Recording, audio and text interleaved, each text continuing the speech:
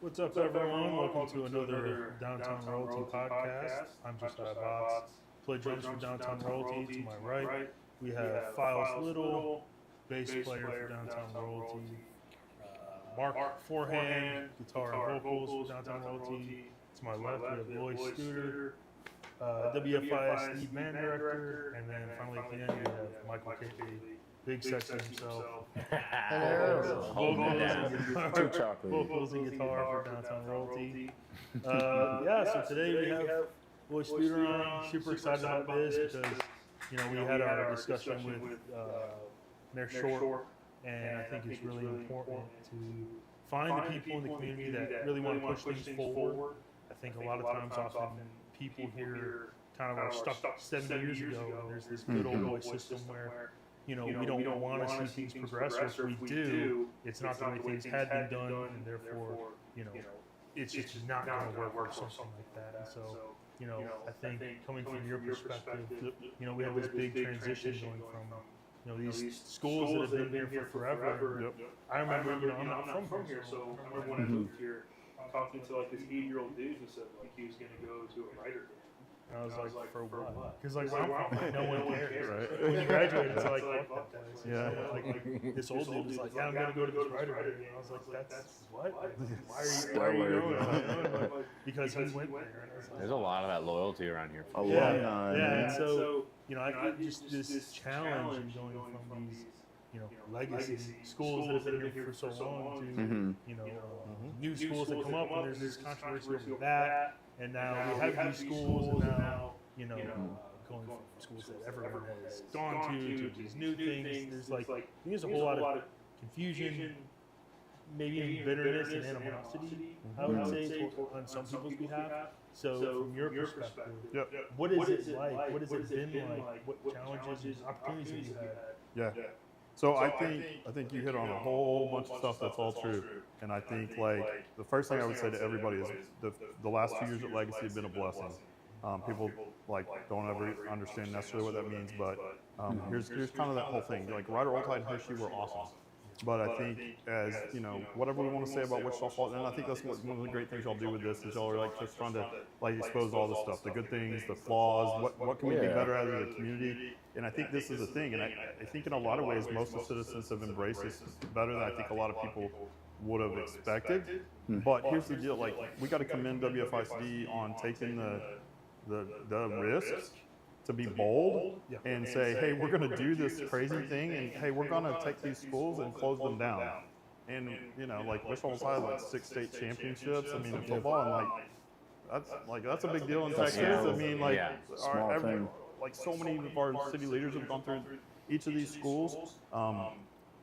But like, if we're really honest, and like, there's a lot of stuff people don't want to say out loud or people don't want to acknowledge or whatever, but we weren't giving kids equal chances and equal opportunities, right? And so the buildings are equal. They're the same floor plan. What I think it really highlights what makes a school different is the people inside. And we've really seen that from our side, is making sure like, no judgment about anybody else, but we're just giving everybody the chance, the opportunity to succeed. We've talked about that a little bit previously, and we'll talk about it probably a little bit more in this series. But I think the big thing is, like, there was a lot of challenge for a lot of people. And you said misconceptions. A lot of people had misconceptions about all sorts of things. I know we had I had misconceptions about how I was going to be. We had kids that didn't sign up because you were the band director at Ryder, and like, I mean, there was like kids and parents, adults who couldn't get past that on either side. Well, we went through the first year and we just showed up every day, did the work, and proved it. We're not perfect by any means. We don't know all the answers, but we just showed up, and we took schools that were maybe having some challenges, or kids that weren't, and we turned it around. And like, the facts are the facts, and not everybody likes that, and that's okay. That upsets people, and I sure don't want any smoke or whatever. Like, I definitely don't. But like, we got one day of summer bands on the field, and we turned things around really quickly in like 9 weeks. And did really, really successful at the first UIL competition. That has nothing to do with what anybody else did anywhere else. It has to do with what we did collectively. It wasn't just the 3 high schools coming together, but we had kids from all 3 middle schools. We had kids coming from outside the district, kids that move in. We're always going to have that because of Shepherd Air Force Base, which is one of the best things about our community. And so we had like 8, 9 different ways how to do things, and we got on a page really quickly because UIL marching concerts is like the first 9 weeks of school. Yeah. And we did that very fast, and so we're very proud of our kids. And the kids, in my opinion, I think the kids have done a great job of merging and taking it on. And that's hard, you know, you think about our current kids, they all grew up, just like that old guy you were talking about. They've all been going to those games since they were 2 and 3. I mean, part of it's just Texas football, right? And that's what they're doing on Friday nights. But man, it's been a lot. This is my 3rd new school to open. And opening a new school is hard anyway. Yep. And after the last one, I was like, I'm not going to do this again. I mean, but then we closed it down and we opened up. I mean, like Frisco's opening a new high school every year. Katie's ISD is opening a new high school every year. They're not crazy enough to do 2 in the same year. And that's what we did, and we closed all the other ones down, you know. And, I mean, but I think it is a lot of change, and I think the big thing here is like what y'all, just listening to y'all talking and getting to know y'all, is somebody had a vision for that. It might have not been a perfect vision, but somebody had a vision and said, here's the direction we need to go, because here's the deal. Our kids in the town aren't all getting the same opportunities. And not everybody in town has to like that, and we can all be upset. And I'm saying that from a place of, like, my dad taught at Wisholls High for 32 years. My mom taught at Ryder for 30 years.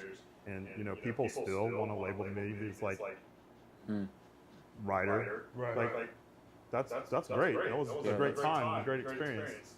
That's done. Like, you know, like, we preach with our kids all the time. Not everybody likes it, but, like, I don't want to see your old shirts in the new facility. Fair enough. You know, I mean, if you're Tom Brady got traded. Yeah, His old jerseys. Dude, that's exactly the analogy I use all the time. You don't go from Barcelona to Madrid and show up in your Barcelona outfit for soccer, right? That's just the way it is. People are going to be mad. People are going to be happy, and that's just the balance of it. And you just do your job, and, like, we're not pizza or ice cream. We can't make everybody happy all the time. Yeah, I just heard, you know, like the NFL draft just happened. Yep. So what was that one kid, like 15, what was his name, Ryan Baines or something like that, went to the Bucs. Baines. But like I heard his draft call where the GM called him on the phone. He's like, "Hey, it's time for you to stop pretending like you like every team in the NFL. You're a Bucs now." And he's like, "Yes, sir." It's like, "Fuck yeah." I'm not even a Bucs fan. I was like, "That's pretty cold." Like, While you're speaking, though, like, shout out to Jacob Rodriguez from Wisholls. Yeah. So, side note, Jacob played euphonium in band in middle school. Hardest hitting euphonium player in the country. So, Jacob's a great kid. Yeah, he's a good dude. So, anyway. Yeah, and that's, you know, once again, dude, you have these people from here, you know, they only get celebrated when they leave. That's the sad thing, you know. Wow. It's such a cool deal, especially for that kid from, where do you play at?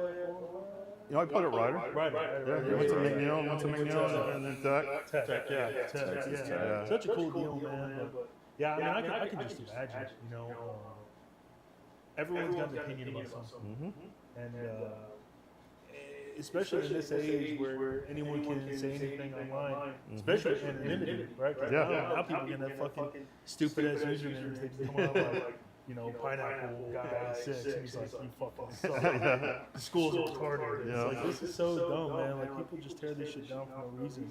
And to me, you know, you guys are training and teaching up like this next generation of people, Absolutely. and not just in, you know, specific trades, if you will, like musicality or, you know, like math and science, but like to be a productive member of society. Discipline. Especially in music, there's so much discipline that comes with it, right? I mean, you have to submit yourself to a craft.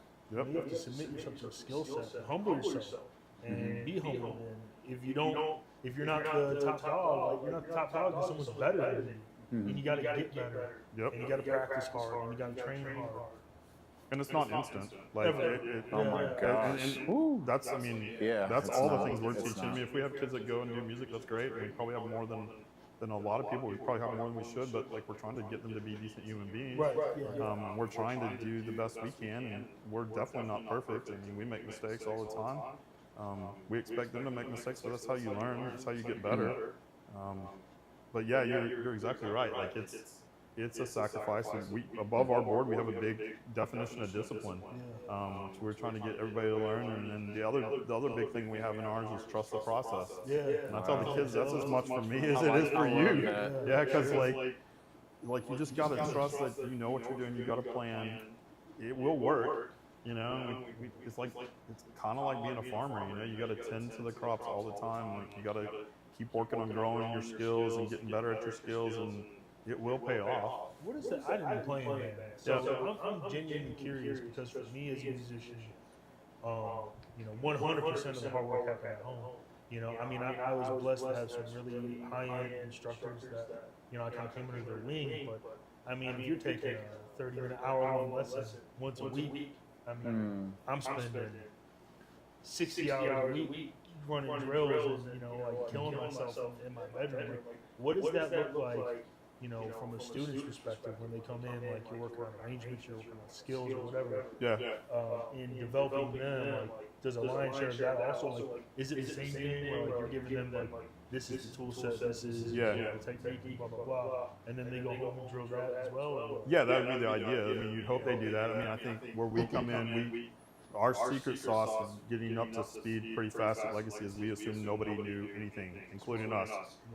We were all brand new staff, which was a blessing in disguise. And I don't know if I knew that at the beginning, but it really was, because we had to talk about everything. We had to analyze why we're doing everything. And then we decided, like, we got to get up to speed pretty fast. Like, we're taking 2 4A schools, merging them in. Part of some kids from a 5A school, but we got to all get up to this 5A level, and there's no playing, like, there's no JV start, or we just got to go. Yeah. So we have to choose and go. yeah, so we just had to choose the skill sets that we knew we needed to have so we could accomplish that, and then we kind of started at 0, and we went from there. Like we honestly just started like, this is how you sit in a chair. Like, this is a chair, you know, and just didn't assume any, and it wasn't like talking down to anybody. It was just like, let's just be sure we're all using the same vocabulary for all these things. And then That's good. And then we break down, so like from that point on, then we're breaking down those skills like you talked about. So like we're trying to get with my top group now, it's like, hey, the state of Texas says we're supposed to know this all by the time you start 9th grade.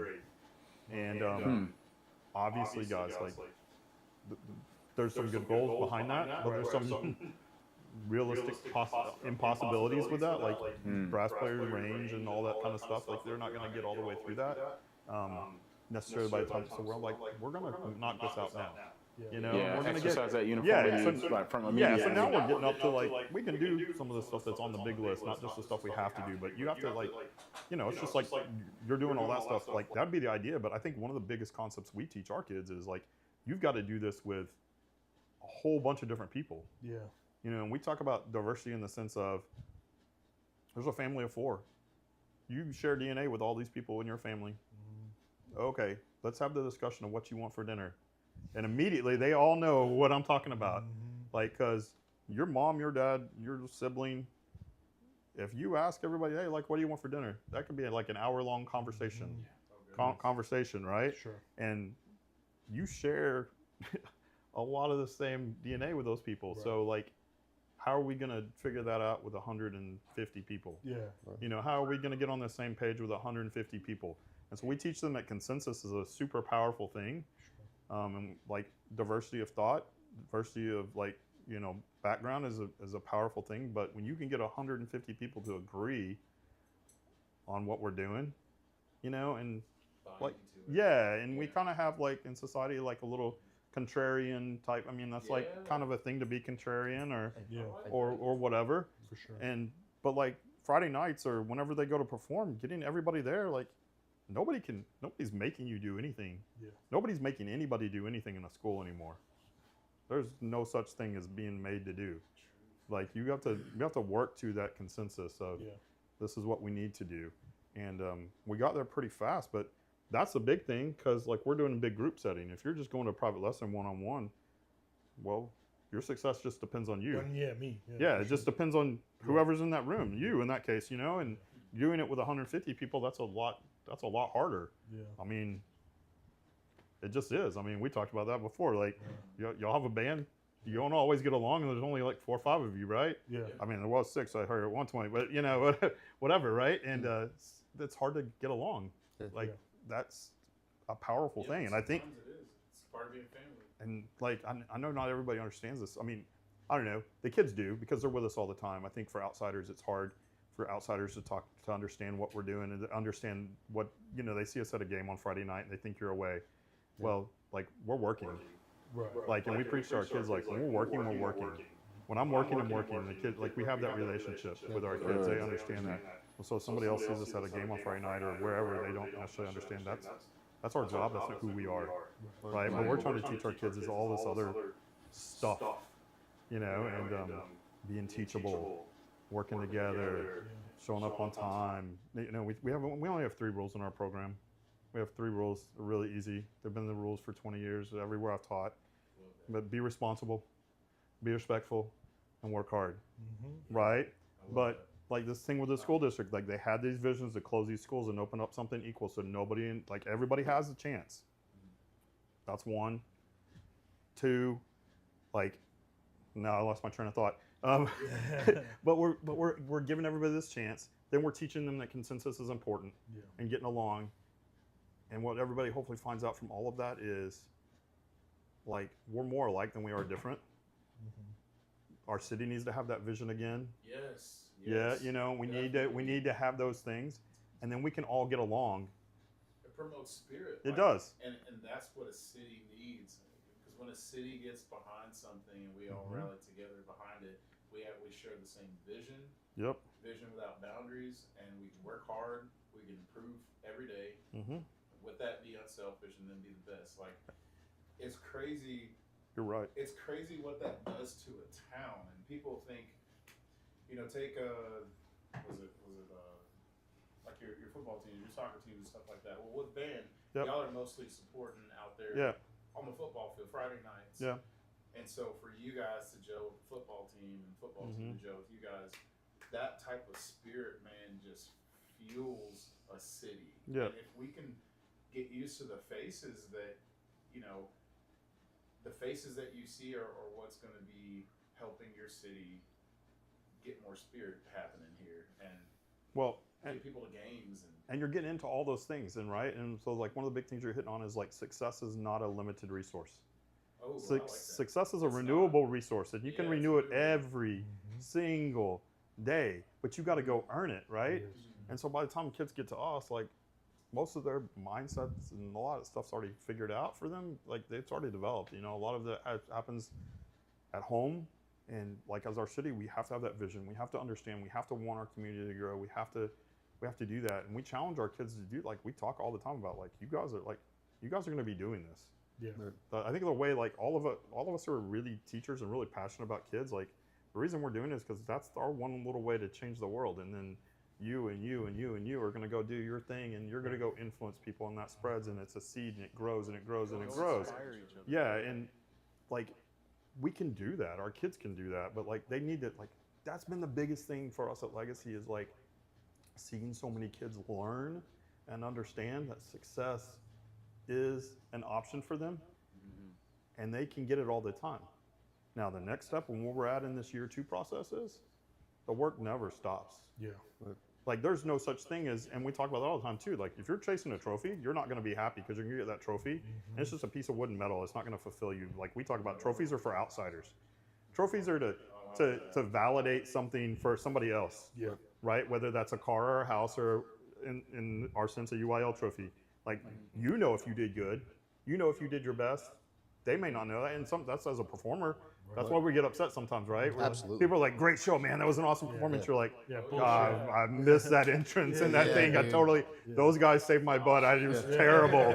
I was terrible, right? So you've been there. Yeah. We've all been there, right? We all know that. But like, you can get up there the next time and give it your all. And sometimes you give it your all, and it's just not good enough, and that's okay. Like, I'm sure y'all done great shows, and you're like, the crowd's just like. It's not there. Yeah. But y'all know you did good, but you're not leaving. And then there's times you're like, God, that was really, we phoned that in. Yeah. And the crowd loved it. So like, but the point is, you got to get up and do it again. You got to, and y'all are in that process of like chasing that every day. The struggle. Like, it doesn't just, hey, here you go, here's a Grammy. Right? Yeah. One person the same as you play for 1,000. You're 1,000% right. That's another concept we teach. Yeah, playing a bunch of shows over the years. I've done acoustic shows for years. So has Mike, and we've played full band along the way. My favorite shows are the ones for the least amount of people most of the time, because they care the most. Right. You know, They're intently watching. the biggest compliment to me is if someone is there for the first song you play, and then they're there for the last song that you play. And they didn't. Like that's the biggest compliment you can give a musician. It's a little more. You kind of have to in the band world. You know, you leave a symphony, it's like Uncouth. What are you doing? Uncouth. Yeah. It's normal for people to walk out of us.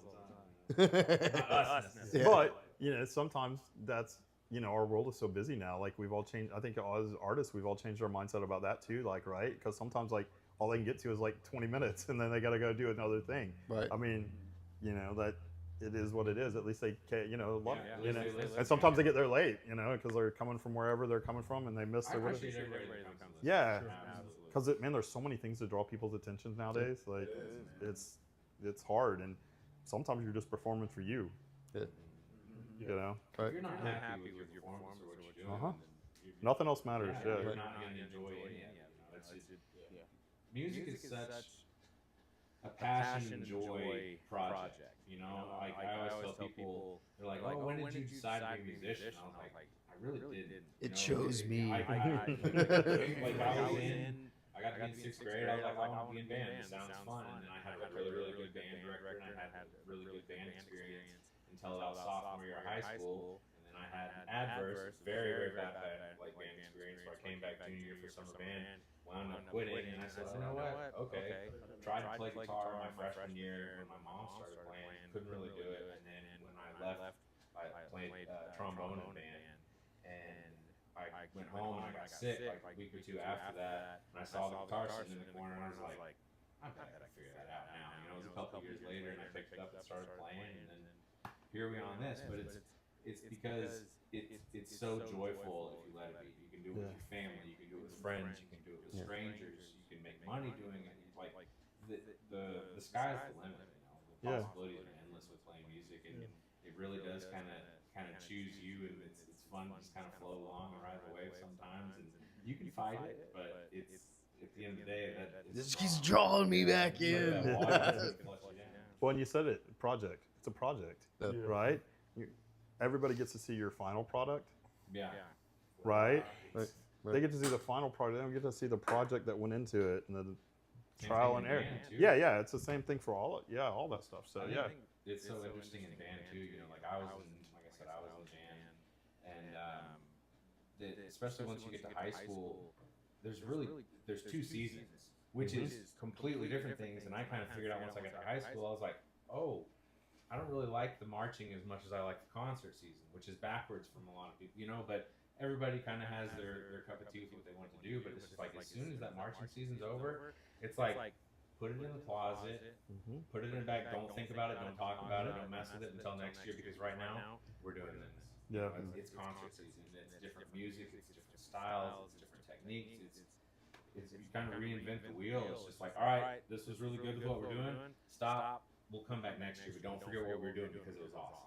Yeah. It's so weird, you know. It is, and this, like, I don't know, maybe 10, 15 years ago, maybe longer. I don't know. Time runs together now. I'm like, oh, I'm so glad I'm glad marching band's done. Like, can't wait. Like, let's just, like, you know, and you do both. You're right. You have to do, that's part, especially in Texas, and it's cool. And, you know, the camaraderie, especially, you know, having those playoff runs is great, and that's great. But, like, I get that where kids are coming from. You know, like, some people like it, some people don't, and we're always like, yeah, but, you know, like, as a musician, sometimes you gotta do that. You know, I always tell the kids, like, one of my best gigs was in college.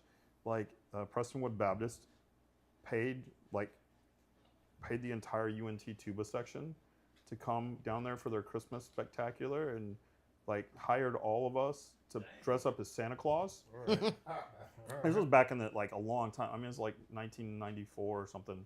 Like, I think I made like $1,000 on that gig, and it was like we were on stage. You made I made $1,000. Yeah, like for Christmas time as a college kid, you know, like, and like we were on stage for all of like a minute and a half for like 4 shows. Worth it. 5, I know, right? So we like do this drive down there, like 40 minutes or something from UNT, hang around for a couple hours backstage, get dressed up. Yeah. The coolest part was like my granny came down there one time to watch it, and she didn't know. At that point, she didn't know. Like, I was dressed up as Santa Claus. She had no clue. It was like, I got paid for this, and my grandmother thinks I'm Santa Claus. Like, this is awesome. What else is there? That's great. Some dude sitting out there like, I only got 500. Yeah. Sorry, Bob. Sorry. You should First have. chair. You should have driven. You should have brought everybody with you. One of the coolest things I got to do in band days was in middle school. Our band director took everybody from honor band that wanted to and taught us how to do, taught us the music for Tuba Christmas. Oh yeah. We were down in Austin and we went and did it, and she took all the trombone players that wanted to do it, taught us how to play euphonium. You know, it's all after school, it's all voluntary, and they're like, look, these are the parts, here's the music. And I remember being a kid and just feeling like I was normally like first or second chair, you know, going back and forth, doing that classic battle, which I think is really healthy, really good, everything like that. I saw that music and my mind just went, I said, this is trumpet music, right? Like, the first parts were so high on stuff. And then when I went to that event, I met such genuine people that were having so much fun and so pure. And, you know, people wear the buttons on their hat. For those of y'all that don't know, Tuba Christmas, and help me out here, is just they do as a low brass player. You usually play the accessory parts, you know, stuff like that. And Tuba Christmas gets you where you get to play all the lead parts and all the fun parts for all the Christmas songs. And you get, like, I did it in Austin. We were on the steps of the Capitol, but it tours all across America. Yeah, they have it everywhere now. Like, I mean, I always did the one. There was one in Thanksgiving Square in Dallas, and then one over at the Sundance Square in Fort Worth. Yeah, they collect the buttons. Yeah. You did have an awesome middle school band director.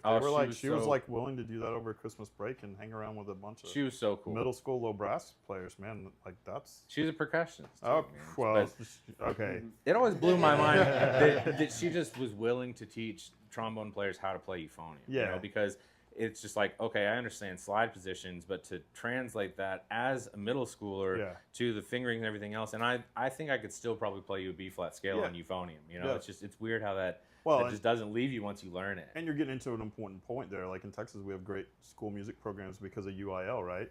And UIL is awesome. It's the reason we have great athletic. That was not a UIL event, yeah. Right, exactly. Completely outside and of that's that. that's the point. Yeah, I was gonna say, like, UIL sometimes like gets us all into this like box, and it gets to be drudgery sometimes for everybody. But it's a really good system, but it's also heavy sometimes, and so those things like that are really cool. And you know, like, we try to look for interesting ways. Like, we do the marching band thing, but like we played the professional rodeo this year down at Impact. Like, I was like, okay, that's not even on my bucket list, but okay, check. Like, never played a rodeo. Like, I don't know, like, why do we need a marching band at a rodeo? But they asked, we're like, okay, let's go. And speaking of, and like, we're like national TV for the rodeo thing. That was cool. Yeah.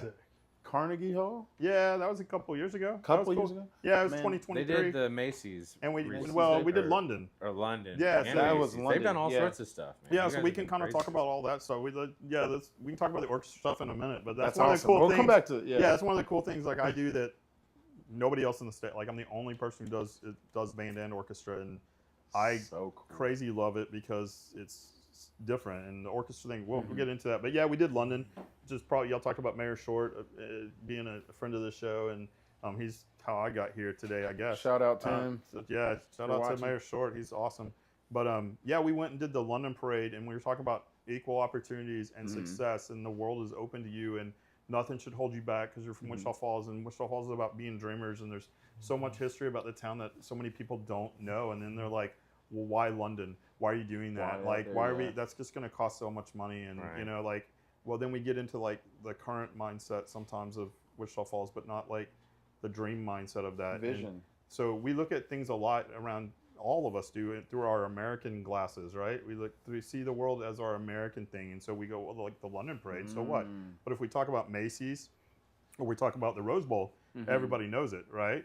Well, like, here's some numbers, like, just to, you know, like, put it into perspective. So we performed. We were the representative with the memorial. We went with the memorial to show, like, we're doing this for our WFISD kids. Like, nobody's getting left out. Everybody who wants a chance, we made it happen. The city came through. Like, the whole community came through. but we Love that. performed for 700,000 people live. Good night. 700,000 people live, which is equal to the number of people that see the Rose Bowl in person, Who does that? right? But here's the crazy part. Macy's has like a crowd of 1.35 million. It's about a 2.5 mile parade. The Rose Bowl has 700,000. It's a 5 mile parade. London has 700,000, and it's a right at 2 mile parade. So a little bit shorter than Macy's. But here's where it gets crazy. Macy's has like a viewership streaming all TV stuff of like 35 million. London has a streaming of right at 600 million.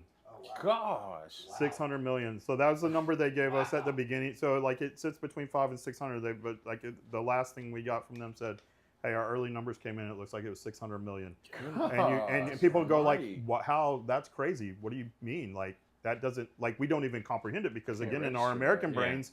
And we're the just thinking- 100,000 people of Wichita Falls, we can't understand 6. No, and we just think Macy's and Rose Bowl, and that's all we think, and that's cool, man. Those are awesome. Yeah. But like 600 million, like I can't even comprehend what that is. But like you think about it, like England ruled the world at one point, right? Sure. Yeah. And so the BBC is everywhere, and now streaming is everywhere, and like it's a very global parade. Like 3 or 4 groups after us. There's a group from Africa. There's a group from like Costa Rica. Like we're there representing Texas. What better way to put Wichita Falls on the map? Exactly. Yeah, and we so many people, man. I can't tell you the experience, and like I was the one no vote when this came up. Like, hey, do we want to do this? I voted no, but here's why. Not because it was not a great experience, not because it was going to open kids' eyes and change the world for them, but because we're opening new schools, and I'd done that, and I knew like what a challenge to open new schools. And I was like, in year 2, this is crazy. I don't think we can do that. Yeah, and we're gonna have to raise this much money. Okay, I was like, man, that's a lot, but we did it, and like, we did it. But here's the other thing: is like, we're there for a week, so so you can go to New York and you can see some cool stuff. You can go to Rose Bowl, you can see some cool stuff. We're going to England over Christmas break, and they're not missing any school. We didn't force anybody to help support this, but we had a lot of generous people in this community, which is what is great about Wichita Falls. Like, they will show up. Sure. There's so many nice donors. I mean, it wasn't easy, but it happened, right? But these kids are seeing all this stuff they've been studying. You know, like we can never put the number on that. You can't. Like, I mean, just the crazy. I mean, I got to see Buckingham Palace. They got to go tour Windsor on the inside. They got to see St. Paul's Cathedral. They got to see architecture, art.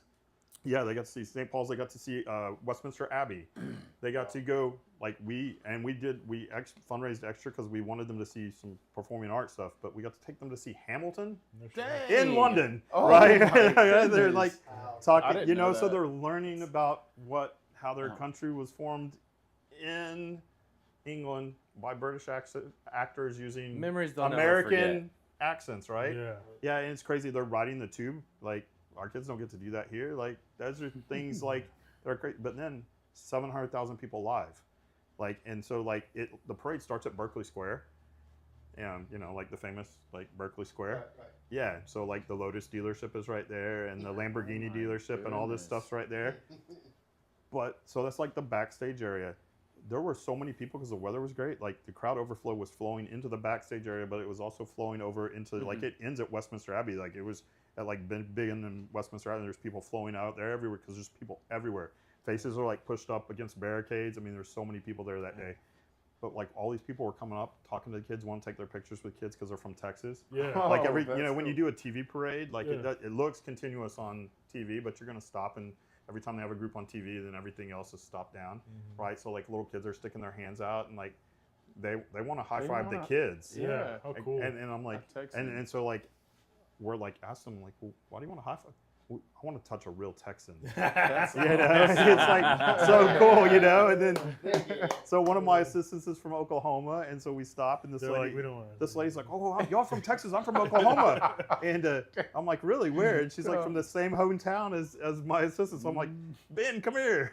Like, this lady's from your hometown. I mean, like in London. I mean, isn't it weird how you travel and that always happens? Yes, I mean, it is crazy. Wild. And you know, there's always somebody who knows about Shepherd that they trained at Shepherd. If they didn't train at Shepherd, then like their brother or uncle or somebody trained at Shepherd. They were a NATO pilot or something, and it was just it was cool. Like we had these two guys, like right as we're fixing to start the parade, we're kind of stalled down again, waiting for our turn to go in, and we're like, really, y'all came all the way from Texas? Like, that's awesome. Thank you. So I mean, like, it was such a They're big, genuinely appreciative. yeah. Oh yeah, they loved it. They loved the Texas thing. Like the kids were rock stars all week. My goodness. But we had so many kids that like never been They out of would Wichita Falls. Well, out of Wichita Falls other than like football game or Right. Dallas. Yeah. But they've like never been on a plane. We had Yep. staff members who've never been on a plane. Yeah.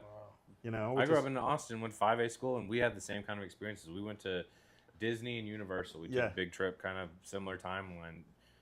Memories you never forget, Right. same kind of thing. But a lot of people are like, That's I've never been incredible, on dude. a charter bus. I've never been on a plane. You know, Yeah. like, and band gets you in a lot of those experiences, and Yeah. it just shows you a lot more. There's more to life than just the bubble that you think you're looking at. Mhm. You know, there's different kinds of music out there. What I like to play, what we play, may not even be the kind of stuff that you like. You know, Yeah. what you like to listen to may not be what we like, but we can still get along, and vice versa. Or I could be sitting here and you're like, "Hey, check out this song." Now you just showed me my favorite song for the rest of my life.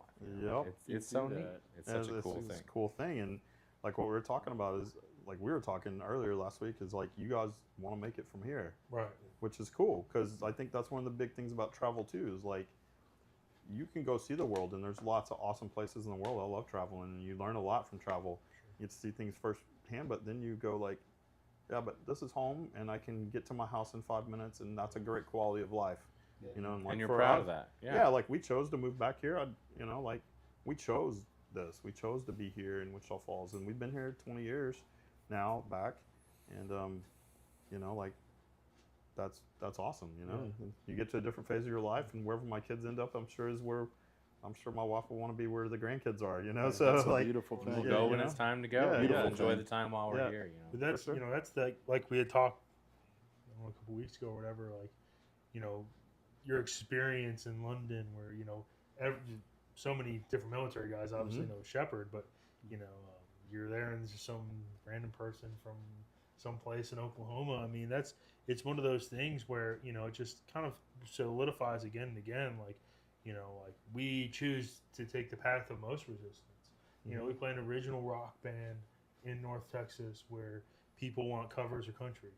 You know, and basically we write compelling original rock music and we're going to do it here. And it's one of those things where, you know, it really broadens your perspective where it's like, man, if you're in freaking London and people know where Wichita Falls is, it's one of those things where it's just like, once again, it's like, man, if you just like double down and put the effort in and say, you know what, the status quo that we've kind of been living on for like 70 years, let's shake it up. Let's do something special here. Like all that, you know, all that much more will people, you know, understand that, you know, great things can come from a place like this, especially when, you know, you don't scale your vision back. You know, like, why not dream big? Why not say, you know, we can conquer this, you know, we can do whatever it is that we set our mind to. Yeah. Because 100% of people only fail because they quit. Yeah. You know, and that's the reality. And, you know, I'd love to come hang out with some of these kids because, like, that's like, you know, the big thing to me that I would love doing part on them is like, dude, the only one scaling your dreams is you. Like, you are the only, like, I remember one time when I was in high school, I had this great drum teacher in Oklahoma City, and he was like, you know, what do you want to do? You know, like, what do you want to be, you know, as a musician? And I was like, well, you know, if I could just, you know, make enough money where I didn't have to work a job and I could just play music and just take care of my family, that would be cool for me. And he's like, yeah, that's cool, dude. That's like what everyone wants. And then it kind of occurred to me back then, like, yeah, I literally just like that concept attaining that level is already like not a far-fetched thing, but most musicians never get to that level where they just play and then, you know, make enough money where they can take care of their family and then they don't have to work the day job. Like, so why am I scaling it back to that? Why don't I dream big? Like, the only one stopping me is literally me. Like, I'm the only one scaling my dream. Yeah. And that's the only thing I hope that our kids learn is like you can do whatever you decide you want to do. Right. You just got to work hard, man. You gotta Like, want it. You do have to want it. And the other thing, like another thing I learned in band is like anybody can start anything. Most people don't finish what they start, right? And I was like, okay, and that's always kind of stuck with me, you know. And like that's all I want for our kids is like dream whatever it is, whatever dream you want to do, you know. Like this gets back to Vision without boundaries. yeah, so like the orchestra thing, like Oh, getting back to yeah. that, like so I love this. Yeah, I've done both. I've done both here, and so obviously I was at Ryder a very long time, and that's always going to be part of my story, and I would never change that, right? But in the same sense, like being at Legacy has been a blessing in so many ways that we don't have time to talk about today, like just endless, and people can believe what they want to believe about that, and I know what my story is, I know what my thing is, and like I know how I was held in regard in the writer community. I get that, and that was a big time, but that's over, right? But one of the cool things we got to do there is do orchestra, and like it's part of my job, and it's been a fun part at Legacy too. Had to apply twice and interview twice when we opened the new schools. Yeah, we all had to apply. Oh. Yeah, we all had to apply for our jobs and interview. And since I was doing both, if I wanted to do both again, I had to Apply twice. Yeah, I did. Yeah, Twice. two applications. Like, You walk like in, I you're feel like- like I just did this, and then like So it's me. yeah, like me in, walk put out of me the in. room and come back in. Like, So I'd like to apply for the job. yeah. Rips the mustache off. Exactly. And like, legit, like it was weird. Like the interviews were back-to-back days, and I was like, I was gonna like, are they gonna ask me different questions? Do I get one job but not the other? But it was crazy because that was like legitimately right after we got back from Carnegie Hall, and we had to like apply for our jobs and interview again. And I was like, we were the only public high school to be invited to Carnegie for this performance, and it was us. So applauded. Yeah, it was Yeah. really cool. Like I never, it That's gets insane. it gets crazier. I haven't even told you the crazy part yet. Yeah, but cheers in the chat. for that. it gets crazier. And this group of kids was really unique and really special. It was like I was so lucky to get to be a part of that at all. Like I don't even know how I did, but so we go play Carnegie. It's us, Cal State Fullerton University from California, the Kansas City Youth Symphony. So like the whole Kansas City, like all of the best youth players in Kansas City, and like the Ontario Oh my Youth goodness. Symphony, right? Yeah. And then Little Rider High School with like 1,600 kids, right? Let's like go. from Wichita Falls, right? And we can do those things, and like I don't know that a lot of people even know we went and did that, but that was like the first last of the last year. Like that was like in June of like starting the last That's year of the incredible. school, and so it was like the first last. But here's the crazy part. So that was 2023. This was an audition only thing. So we auditioned with anybody from the country and earned the spot.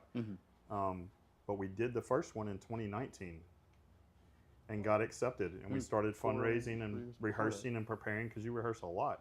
Well, then COVID happened. And we didn't get to go. And I was like, well, this ain't happening again.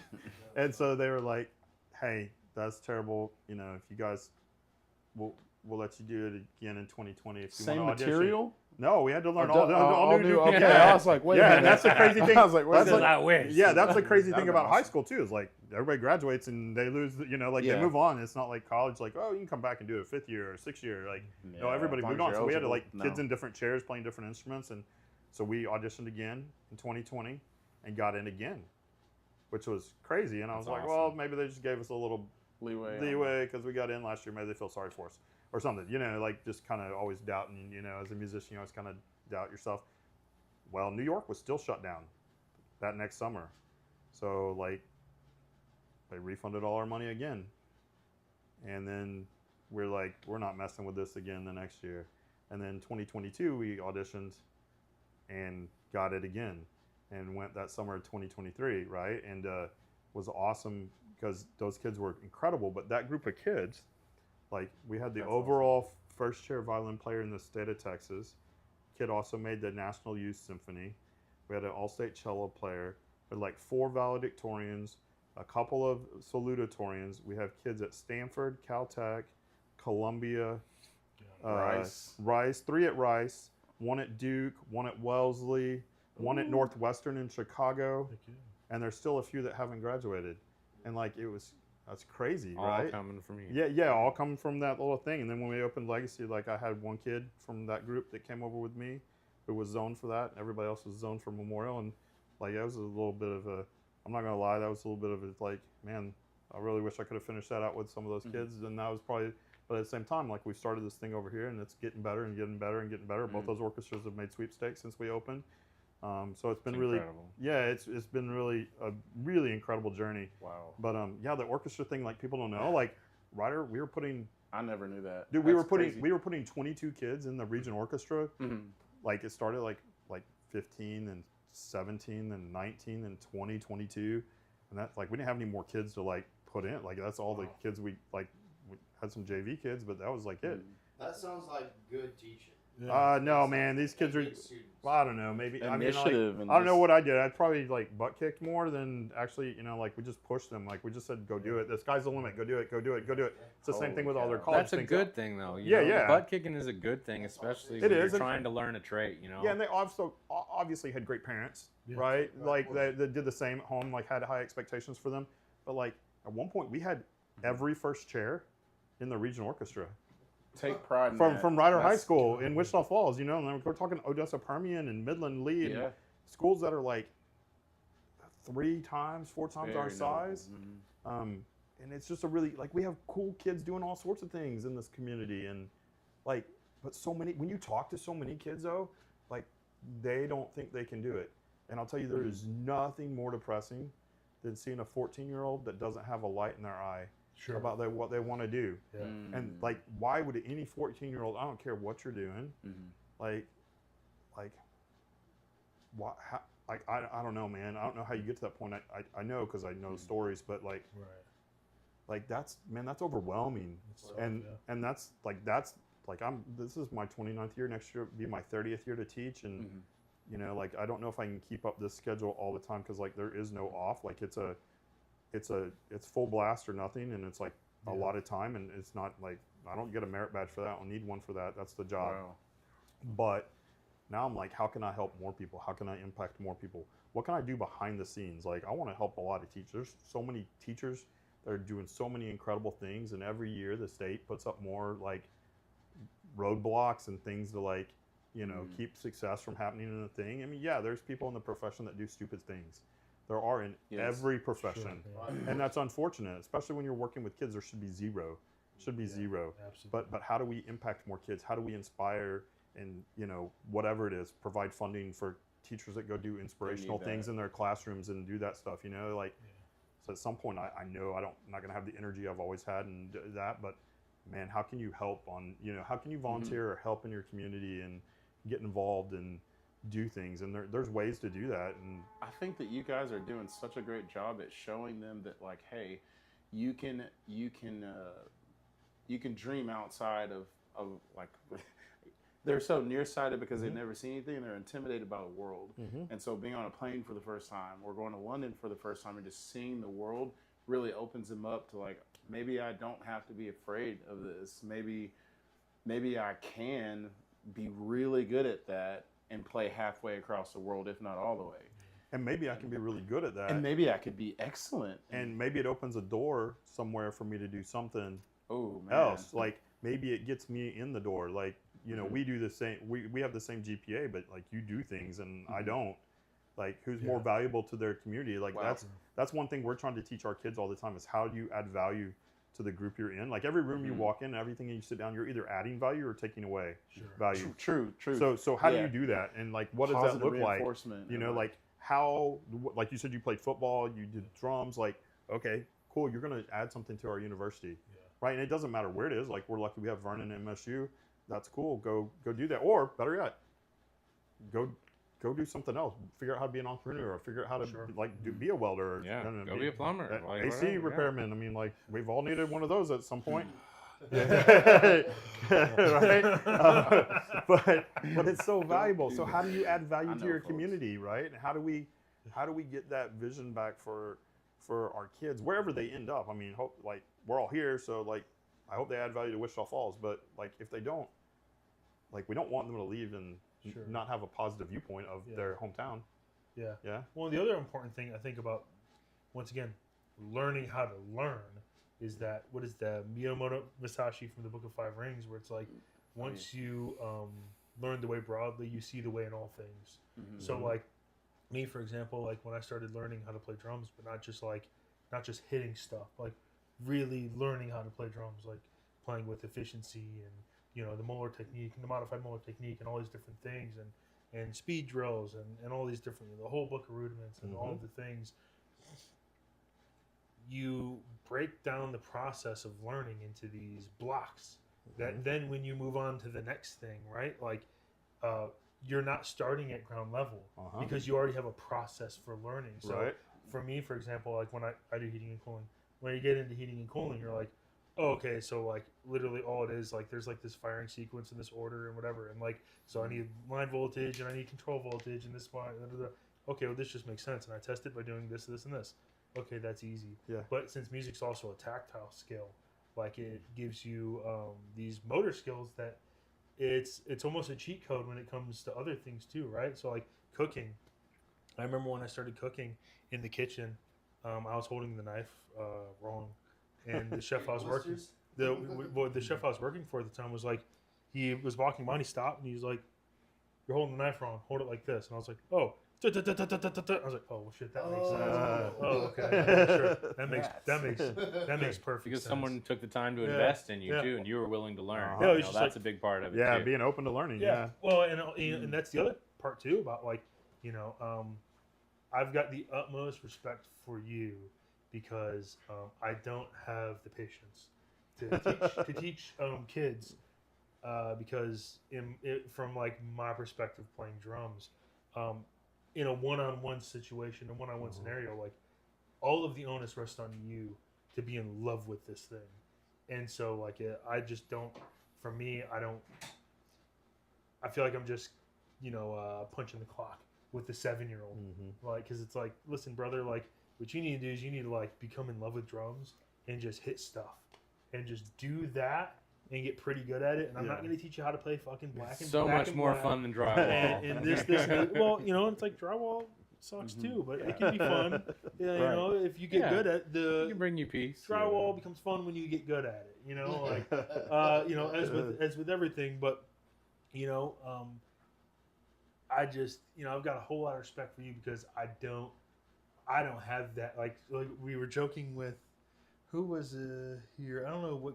We had to guess it was just us, but someone was asking for drum lessons for a kid, and they like tagged me in it. But then they also tagged like another local drummer, Dave Navarro. Shout out Dave Navarro, and they tagged me in it, and I was like, "Yeah, just go with Dave Navarro." I don't do that, man, because my dad was a musician, like we were talking about earlier, and there's a whole lot of talk about like positive reinforcement, but essentially all I got was like negative reinforcement, which is like it became a good thing to me because like you can never say something to me that hurt my feelings because I already know.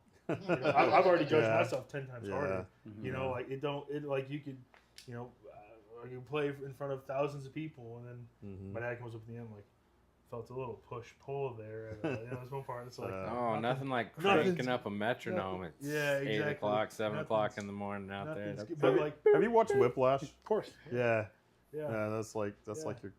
So Whiplash to me, I give it like interesting. We talked about Branson earlier. Me, Branson, Jesse Brashear, my buddy Ryle, we all like a bunch of drummers like got together and we watched that movie when it came out at my apartment. But we Whiplash gets like a solid C because it gets like an F for drumming. Oh yeah. But then like an A for what's his name? I can't even guess it off the top of my head. I know exactly. No, but that's in a lot of ways like if you're gonna do like high level stuff, that's like kind of sort of the experience, right? Yeah, like you kind of have to go through that, and teaching's interesting because you get all sorts of things and like from parents and community members and all sorts of things like, oh, I'd kill that kid for that, like, or better yet, like everybody's like, oh, they want you to like erect like some kind of torture device in public to torture a kid because they did X, Y, Z or whatever, and like I get it, like some things are real frustrating, but like you just have to like, it's frustrating that you're not on time like all the time, like that's disrespectful to everybody else's time, but like that's not how it works. Like you don't like this is not an NFL team. You don't like fire somebody. When that's there's like filters. Like you have to like that's kind of the whole point is you keep working, and that's what again that's what we talk to kids about. Like you got to see it through. Like you don't understand the lesson until you get to the very end. Because sometimes I don't understand the lesson until I'm not sure what you're trying to teach me at this point either. Right? I'm learning something too. Like you got to stick with it. Like like you got to do a lot of losing before you win sometimes. well, if you're trying to go to Dallas and you stop at Decatur, you're never really going to think the Metroplex is very good, right? And there's nothing wrong with Decatur. It's just, I mean, like it's not, you know, you're not gonna see the Dallas Cowboys in Decatur. Yeah. Like it's not gonna happen. Yeah. And so that's kind of the thing. Like you gotta stick with it. And sometimes, like, oh yeah, failure is it's a hard thing, right? And but I guess if you do it long enough, you have more victories than losses at some point. You know, like you get where it becomes like just a language or another thing. I mean, well, it just becomes a success. Sure. You know, talking about drywall, like, well, it was like, oh, so drywall's golf. Like, it's enjoyable when you get good at it, right? You know, like cooking. Like, I learned how to cook over COVID time. I just like picked it up, and it's very much like doing music. It is. Yes. Yeah. It's You know? an art, man. Yeah. And like people like think it's weird, but like I rarely listen to music Me either. in the I car. don't either. I'd say I Like, don't listen to worship I music. drive in Like silence. I want to, like I'll listen to sports radio because I want to Me like too. hear adults talk. too. Like I want to hear like voices. I hear music all day long. Yeah. Like, And that's or so odd. and like my wife and my daughter like give me crap because I'll like if they get in the car or I've been in the car before like it's on country music.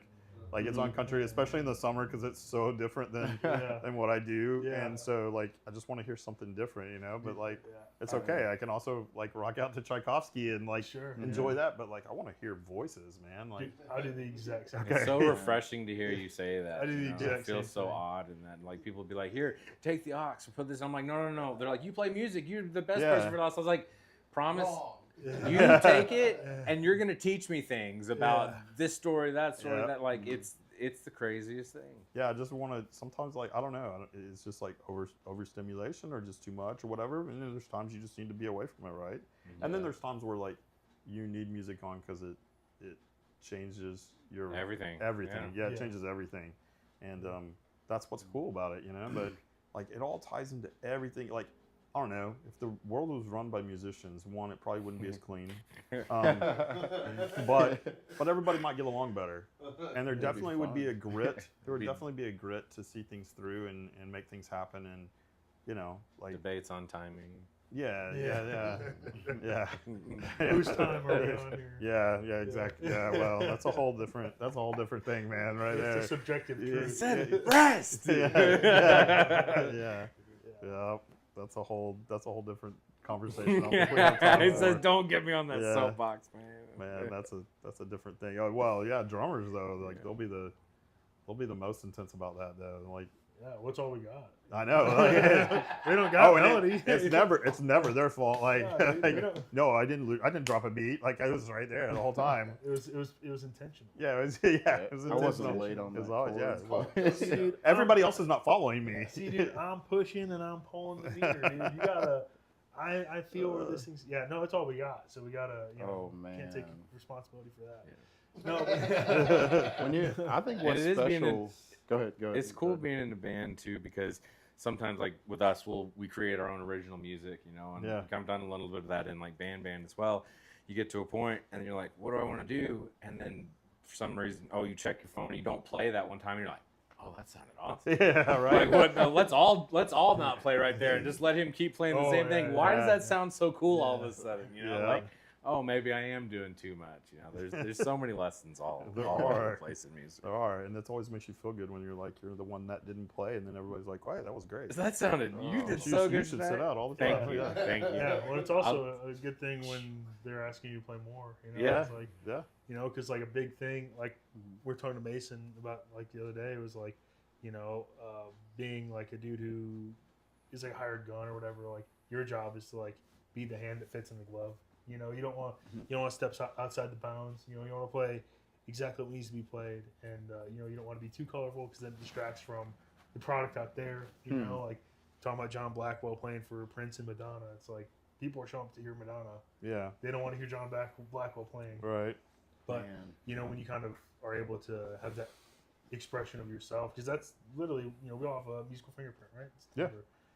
So the fact that, you know, each person can play something different, or, you know, you have people around you like cheering you on to like, hey, play that harder, or, you know, like play something more difficult there, you know, like, hey, just really go balls out at that point, you know, like that's always such a cool thing also. And I'm, you know, music is a really interesting thing to me because I'm like a really intense person when it comes to music. What? Yeah. I couldn't tell. Yeah, dude. when it comes to music, just because once again, man, like for me, it's not about playing drums, or it's not about cooking, or it's not about heating and cooling or drywall or whatever, man.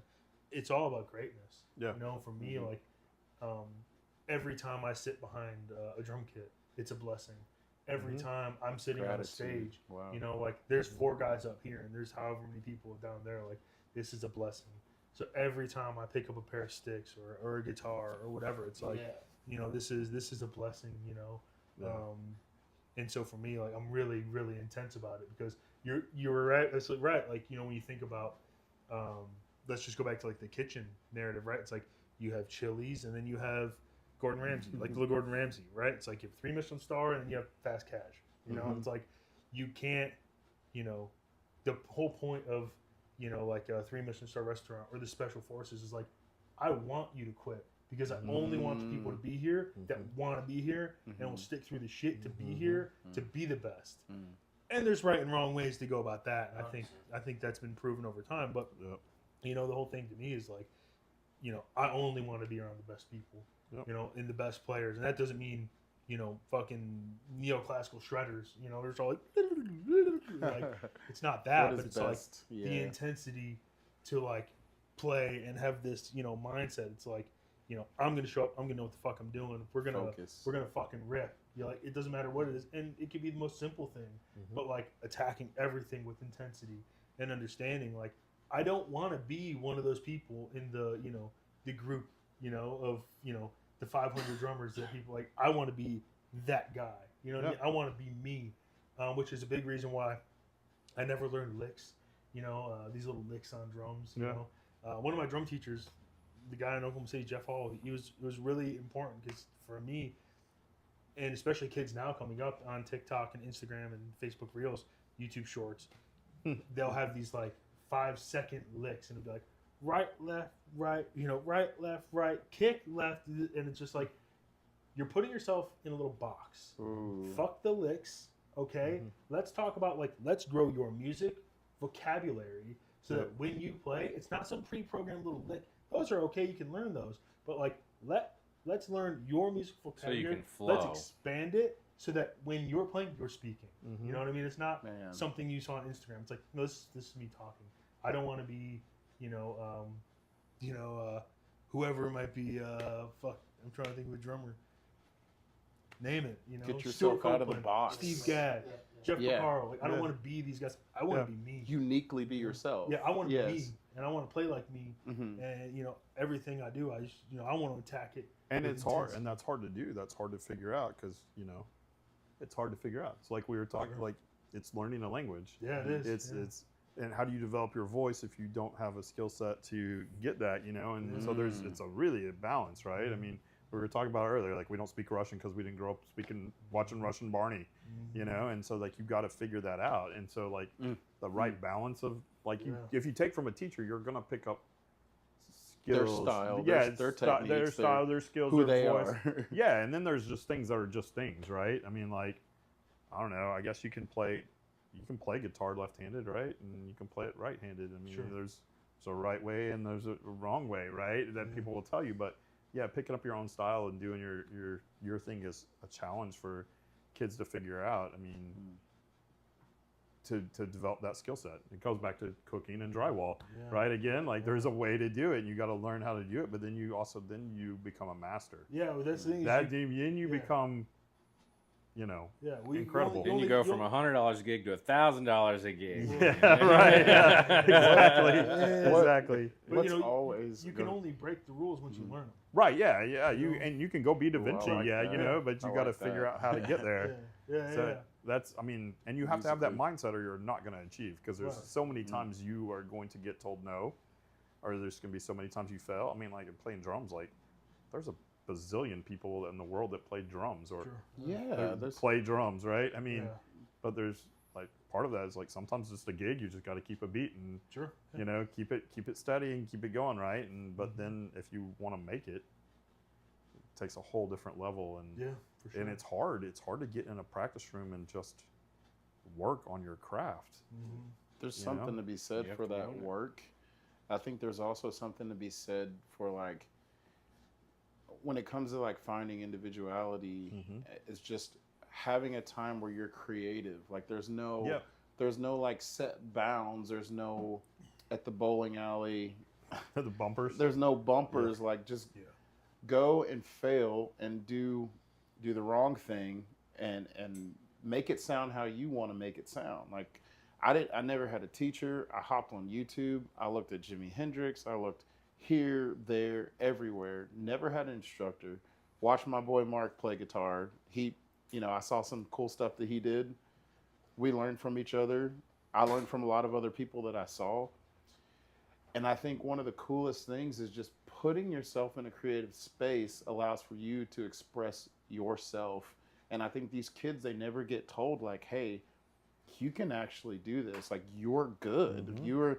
I believe in you. Like these kids go out there and they don't think they're creative. They don't think that they can become great at their instrument. That's why they probably put it down after a couple tries or 2 months, 3 months. There's not enough positive reinforcement happening. And these kids are so creative.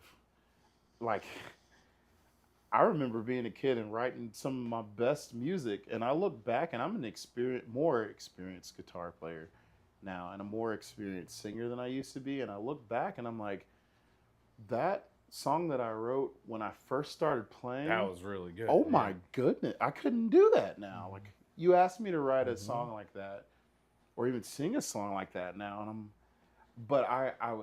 it was the passion mixed with what would you call it? Just this. You have to be obsessed.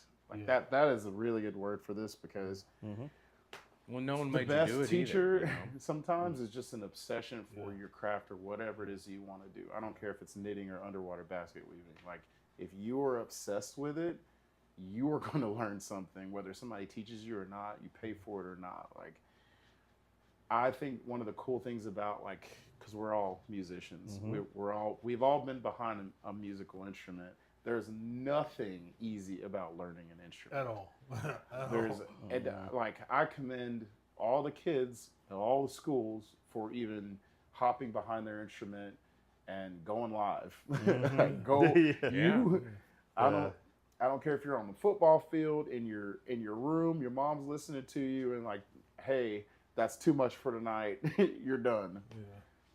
I commend you for hopping behind your instrument because just like with anything, even the athletes, they grind away at their craft until they're great at it, and they suck until they don't.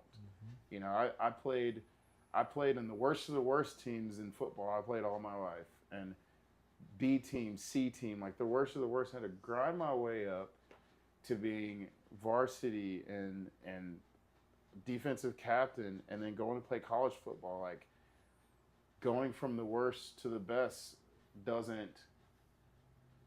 there's obsession behind it, and there's creativity, and there's sticking with it, and you can do it. Yeah, well, and you never stopped. You like that. never- That's you didn't stop. You just kept going and I lost figure so stuff out. much. I lost so much. Like, I can't tell you how many games I lost until I started winning.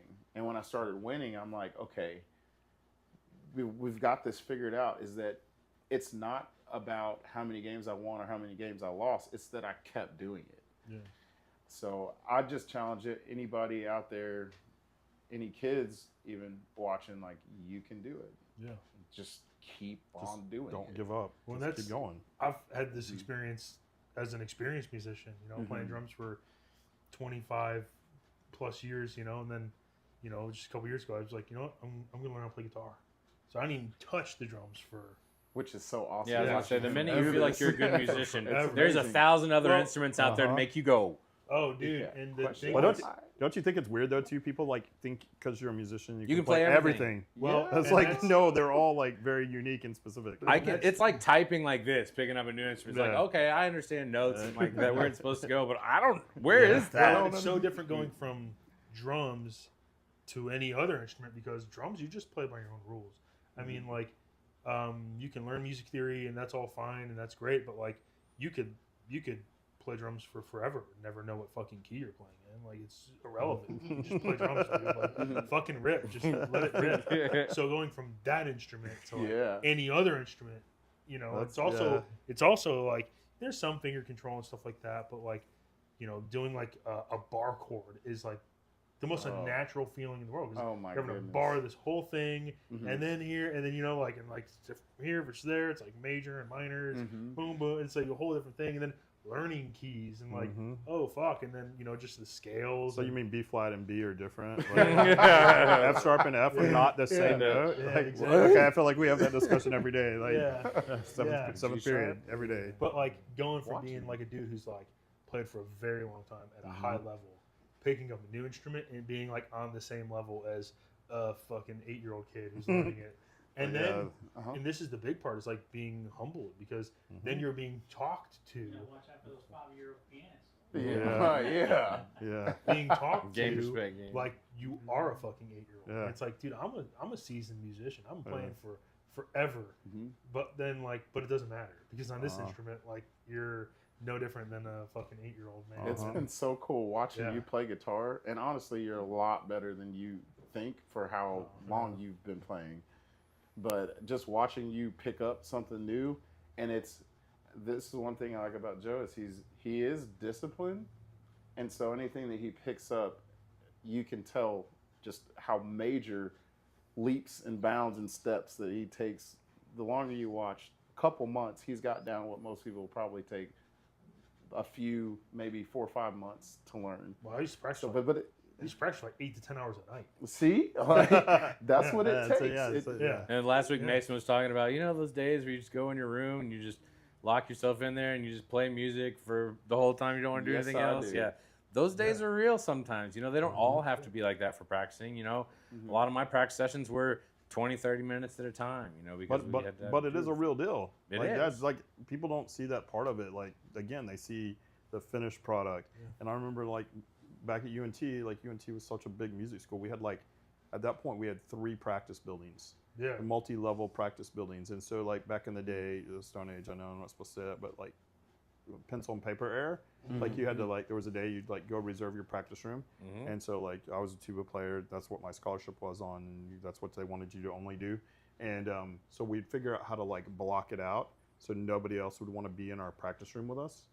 Like, so it'd be inconvenient for anybody. So you'd rent like 2 hours here and 3 hours here, and just make it be really inconvenient, right? And then you could just. A lot of onions before you played the tuba.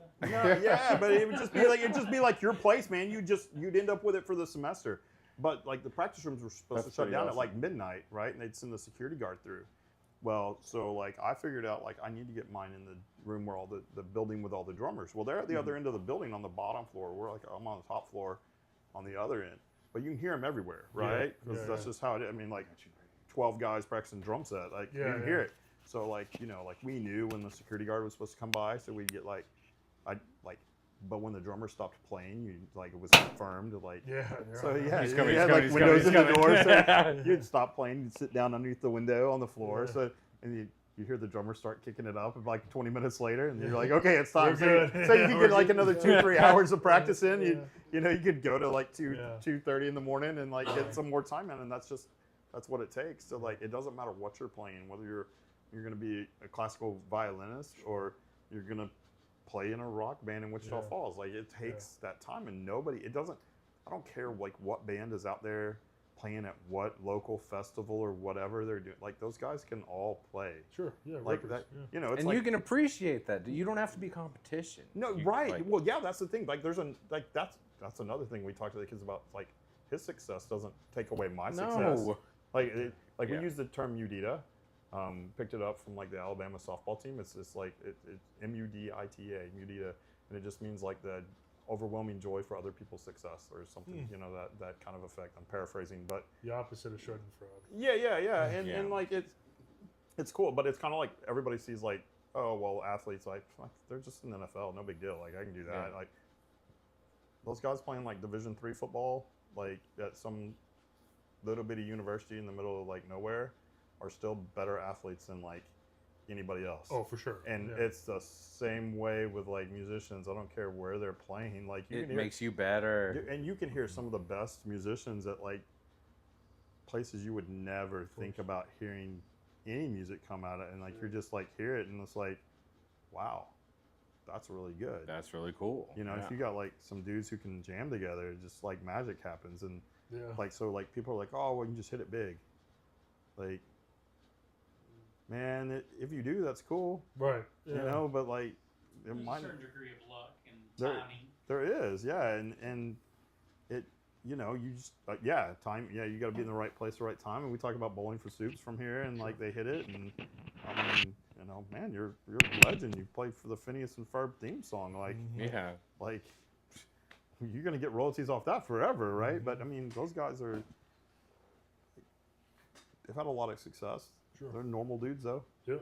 You know, and I wish they had a better relationship with our community. I wish we had done better with them, but well, that's that's a whole different story. Yeah, that's just the nature of the beast. Yeah, it is. It is. You know, and but you know, we got to do better. Right. Well, and that's a big part of what we're doing, and we're trying to help other people, you know, join in on. Is like, look, man, like, fuck yesterday. Okay, let's just look at tomorrow. Yeah. You know, grievances, we've all had them. You know, bullshit, we've all put up with it. But like, next foot forward, let's change this place and let's be a place where, you know, we don't need to leave to make it, you know? And also, like, for me personally, like, I don't believe in being told no. You know, you can't tell me, like, well, you know, the probability of you making it's like, dude, I don't fucking care. Right. Like, you can tell me that all day long. I'm like, that's nice. Yeah.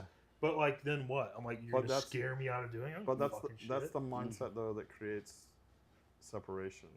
Like, you have to, like, you can understand all that. Of course. But then you can go do that. Like, of course. You know, and, like, that's probably not going to always sit well with everybody. Like, that's probably going to upset people. Like, you feel that way. Yeah. Right. Yeah, I know. So happy. Right. Right. I know. And sometimes I come up and get the same exact way. Like, we were told we would never do any of the things that we've done at Legacy, and we've already done them, right? Did people leave along the way because they didn't want to do whatever it was? Sure, but, like, no ill will towards you. Like, cool. Like, I almost respect you more for knowing, like, you didn't want to put in the work to do what it took. Right. But we're not working harder than anybody else. Right. Like, we're all just working. This is what it takes. Like, you know, and like you. I love that. Be underestimated.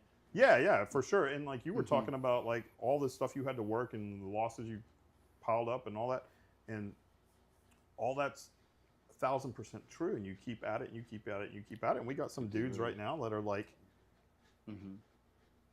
racking up some lessons right now, right? But if they'll just stick with it, they'll get through that. But they got to stick with it. You can't just like give up when it gets tough. I mean, like your mindset, like you can't achieve if you don't have that mindset, right? I mean, and you get a lot of people who are upset at you for having that, but like, who fucking cares? Well, you're going to upset some people. Yeah. Well, good. Okay. And they should be. That's okay. And they should be, because it's just like you're just revealing your own problem. But again, that's your job to like make sure you're going to succeed. That's not necessarily who you are as a person. For sure. Yeah. Right. And I've got a question for you about that. I mean, you've had it seems like a tremendous amount of success. You just listed off all the great stuff that's happening now, let alone that writer. And you know, there's a lot of band directors that have existed, especially like in this ecosystem, and they're all great and they're all good in their own right. But you know, two questions. Yep.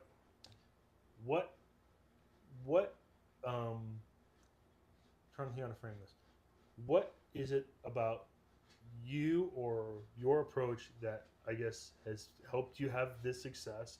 And then have you had any pushback from the community at large about maybe ideas that you had that were outside of the box, if you will? Yeah, so let me answer the second part of that first, because that might be what you may have to remember the first part again. So yeah, pushback. So Wichita Falls is an interesting place, right? So when I came here, this is now 20 years back in Wichita. Well, like I grew up here, right? And you know, like I probably underestimated, like, hey, I wanted to come back, personal reasons. Like my personal reasons were I had a lot of really good teachers who poured into me, and I wanted to be able to do that. So cool. Right? I wanted to have a better work-life, family balance, you know, which by that I mean I like still most days are 12 to 14 hours. Yeah. Wow. You know, like we're at the band hall at 6:20 every day, and I rarely, I mean, I try in the spring sometimes to get out of there a little earlier. Like by spring, I mean like the 2 weeks after UIL before we kick back all up again. Like this week is every night, something. But yeah, so I moved to town, and I thought like, okay, it'll be cool. But I was taking over for Pony Thompson, who is a legend. Like he was my band director. Cool man. And he was retiring. Yeah, he was retiring. You know, he's a trip, man. Pony's a legend. Pony. But it's pretty but bad. he was retired. He was retiring, and made it really clear that he was retiring. And I thought he did a really good job with the kids and letting them know that. But then there were people that came in and thought there was like something to, and like he approached me like, cause he was one of his students, and I'd been in the Metroplex doing pretty decent, and he's like, I really want you to come back and take this over. Would you be interested? I mean, we talked like a year out, and but like the number of people that thought you were doing something nefarious, like taking like over. coup. Yeah, I'm like he asked me to come here. Yeah. He asked me to come here, and like, you know, like I want to be here, and you know, like he was awesome about the whole thing. But there were people that like the first night we lived in our house, like it was vandalized. No way. No, I'm not kidding. Like there were a bunch of high school kids that came and vandalized our house, like spray painted our driveway, poured concrete in our driveway. Like before, like we hadn't even, like it was the very first night we slept in our house, and my wife was really upset because they misspelled khaki. And like they were there. She's like, I don't like if you're gonna spray paint my driveway, that's cool, but I don't want my kids learning to spell wrong. Like you need to spell correctly. Yeah, pesky English teachers. Exactly.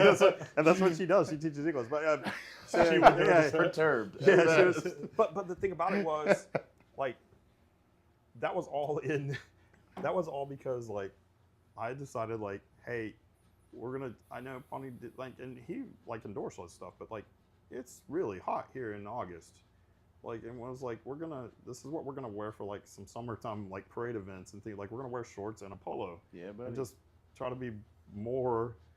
You know, it was 2006. I was being a little bit more student-centered, friendly. Not that anything else was wrong. That was very progressive in 2006. Yeah, especially in Wichita Falls. Yeah, and so it made people upset. Like, and like they got upset, and it was cool. And where are their plumes? But you know, like when I got here, like Ryder was still wearing the same exact uniform style as the original school, like when it opened in 1961.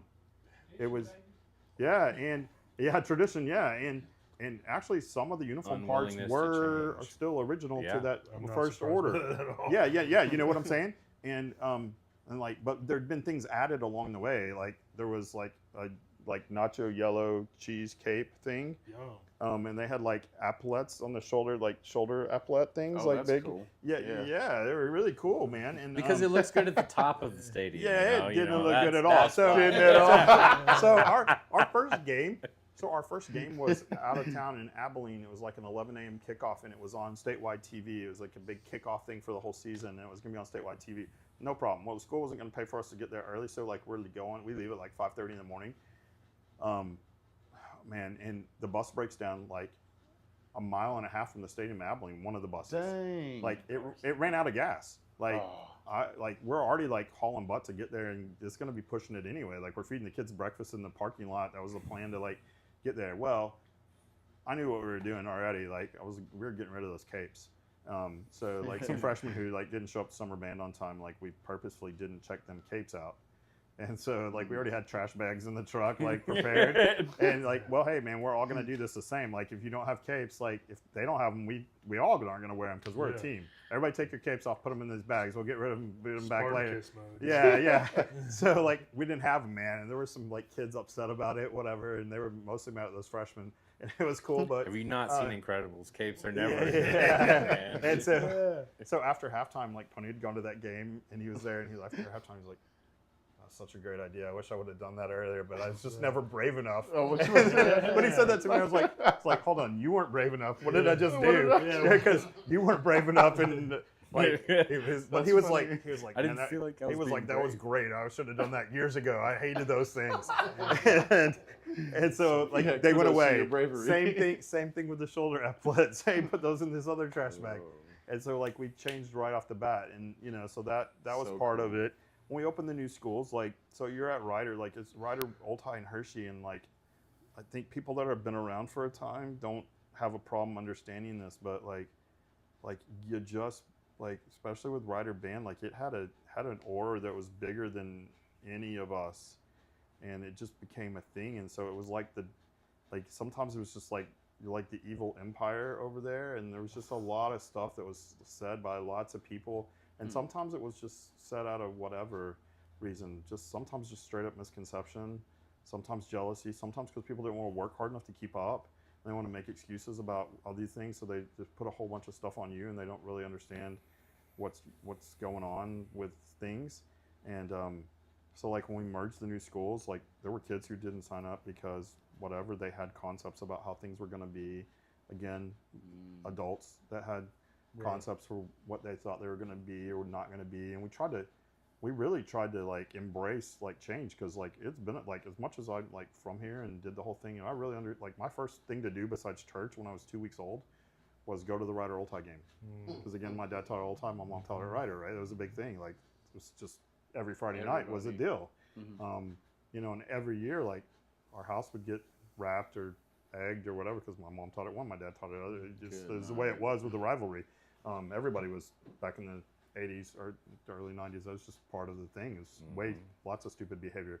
But like we opened the thing, I thought it was a blessing. I still think it's a blessing because you get rid of some things that you just needed to get rid of. Like one of the other things we did well, it doesn't matter because I don't want to upset people about traditions. I don't want this to be one of those moments. But like just transitioning, we just wanted to do some things that were different. Yeah, you're like, no, I don't want to do it. I have no desire to be at conflict with anybody or ill will with anybody. I have zero, like I don't want to do that. Like I'm an insurance. Yeah, I know, exactly. And I'm in a good place, man. I appreciate all that stuff and I love all that stuff. But like with the new stuff, we tried to do some things different. Yeah. And we thought this is a great time to do some things different. We all talked about it. We all decided like this is what we want to do. And then like some people just weren't always down with that. And part of it is just because they didn't understand. Part of it's just because, they want to put things on people before they ever get there and do whatever. I mean, I've had like adults who work in the building think things about like how things are going to be. And the thing is like I'm very team oriented, man. We give up the mantle like all the time for testing because they need a place to test. Like you can come use our place. That's no problem. Like it's not my place. It's the school's place. If you need it for something, come on, use it. Like let's share.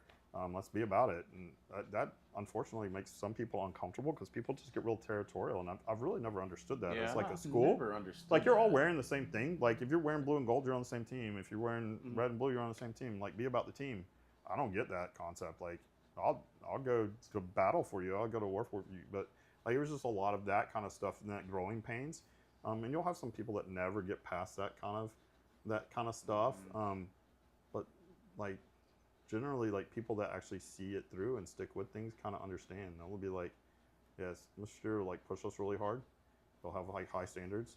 He'll say some crazy stuff to make us try to understand stuff. He'll do some crazy stuff, but like at the end, like we know like if we need him, he'll go to war for us. Sure. Like I'll fight a battle for my kids. Like and not everybody has to understand that, and everybody has to agree that. That's fine. You're not there every day. You don't understand because you're not there every day. Like that's okay. You like we get the stuff done, and we try to put the kids first about it. Like we go early. Yeah, we go early in Wichita Falls. We start at 6:45 every day. And we go to 8:15, and that's pretty much our time, and that's what we do. And it's religious. We don't take like that's it. Like we don't waste, we don't steal other people's time. We're respectful of other people's time. That's it. But you show up and you work. And if you don't want to do it, you don't want to do it. So I don't know. There's a couple of instances there without getting into specifics. But yeah, some people never like and I feel bad about that because like if you're upset about something and you've been upset about it for a long time, then like. Maybe it's you. Like, why don't you just grow the fuck up? Yeah, well, maybe, and maybe like if we've never seen you around and you're not volunteering to help the kids and you're not doing something, then like maybe you really don't know. Yeah, right. I think a lot of that happens. And maybe if the honesty, like and bluntness, bothers you, then again maybe that's you. Like don't think you should like try to hurt somebody intentionally ever, but like I don't think. I think it's also okay to like make mistakes, and I think it's okay to say like, hey, okay, I understand that. I mean, a parent's job is always to be their number one fan and advocate of their kid. Of course. You know, but I don't think anybody's ever walked the earth besides like Jesus Christ that was perfect, and so like I think you should be really careful. Like it's okay, and we've had conversations like where we look at kids like, I don't have to tell your parent about this. We'll give you the opportunity to fix it because like we're trying to raise we're trying to raise young adults, so you can go home and fix it, or that's good, that's maturing, or like I don't care, like I'm giving you the chance to fix it, but I know what happened, and you know what happened, and there's like 7 million cameras in this building, so accountability. Oh, and that's been like the best thing in education ever is like getting cameras, because hey, this teacher did X. Oh, good. Yeah, cool, like. Yeah, pull the cameras. Pull the cameras. Let's go. Yeah. Let's get the accountability underway. I wish we had that because like I said, my band experience changed because we lost a band director because of some allegations, blah blah blah. And it never really came out. It was all kind of taken care of, and it was like the new guy that came in. It was just like it's hard. That's a hard situation too. But it's also like, oh, my kid was in class. Really? Okay. Let me see. Yeah, we used to do the same. There's your kid right there. Not my class, but they're not in math class. Like, well, it's just the accountability too. You know, I worked a nonprofit there for a little while, and these kids went in there just like, "Did you do it?" And they're like, "No." I'm like, "I have cameras to show." There's no cameras, you know. Before anything starts, but it's like, "I have cameras. I can check. Do I need to check?" And they're like, "No, I did it. I'm so sorry." And it's just like, okay, the accountability, you know. And it's okay. It's okay. Like we're all gonna mess up. It's learning. It's learning. Like a kid who makes a mistake is still a kid. Yeah, I'm not mad at you. I just want you to tell me the truth. Like you can be upset at me. I can be upset about your behavior. It doesn't mean I'm upset at you as a person. Exactly. And I think a lot of people have time to understand. Yeah, people feel personally attacked. Yeah, and like everybody's feelings get real big, but like feelings aren't facts. Feelings aren't facts. You know, and like the fact is you weren't where you're supposed to be. And that's not responsible. That's not respectful. Those are 2 of our 3 rules, right? Same thing with us. We're a big band, you know. Like, be like, hey, no one likes to be told, hey, you're a little out of tune. Hey, you're a little bit late. Hey, you're a little whatever it is in there. But to like, especially to be in a small band like this, not one of 150 or 50 or whatever it is for a concert. It's like to just be like, hey, man, like, can you watch that? Like, I think we're rushing that a little bit. Or Mark, I think that you're the one that's doing that. And I'm like, no way. And then I go and I play with a metronome at my house by myself, and then I'm like, oh shit, it was me the whole time. And sometimes you get deaf to some of that stuff too, man. You don't hear it, and I respect my bandmates even more for being confident enough and to say, hey, man, check that for me. Do it again. Like, cool, do it. You did it. Like, and that's how it is in the studio too. You know, is you do it once, cool. It's like, all right, do that again.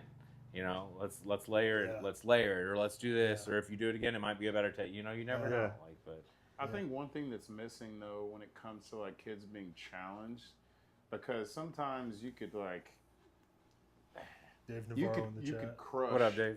You could crush what you shouldn't crush. You know, like there has to be a fair level of invitation before there's challenge. Like. You have to know where you're at with some people because they're people. They're not machines. Like, you don't just program this level of initiative into them, but over time you can influence your level of influence, which is why he was asking you, like, what qualities do you possess? Oh yeah, go ahead. Like as for your level of influence, but I think that sometimes you have to offer the level of invitation. Like kids need to know at the same time, like you are somebody to them and not just a number. Like. You need to know their name and like they're looking to you. Yeah, 1,000%. Yeah, and like that's when you talk about legacy being a blessing. That's one of the biggest blessings that has been a great new experience for us. Like I'd say all the teachers, but like I'll say for myself, like and especially in concert band, like our classes are again from 6:45 to 8:17 or whatever. But we're running 5 groups all that time. We're running 5 different groups. So in the spring, like I can only be one place at that time. I can't be in the 4 other groups, right? And so like I lose some connection with everybody because like they're going on to their next thing when the next class passes, right? And so like when I get to see those guys that are in the other groups, it's like man, it's been the coolest experience where they're like, hey, Mr. Studer, what's up?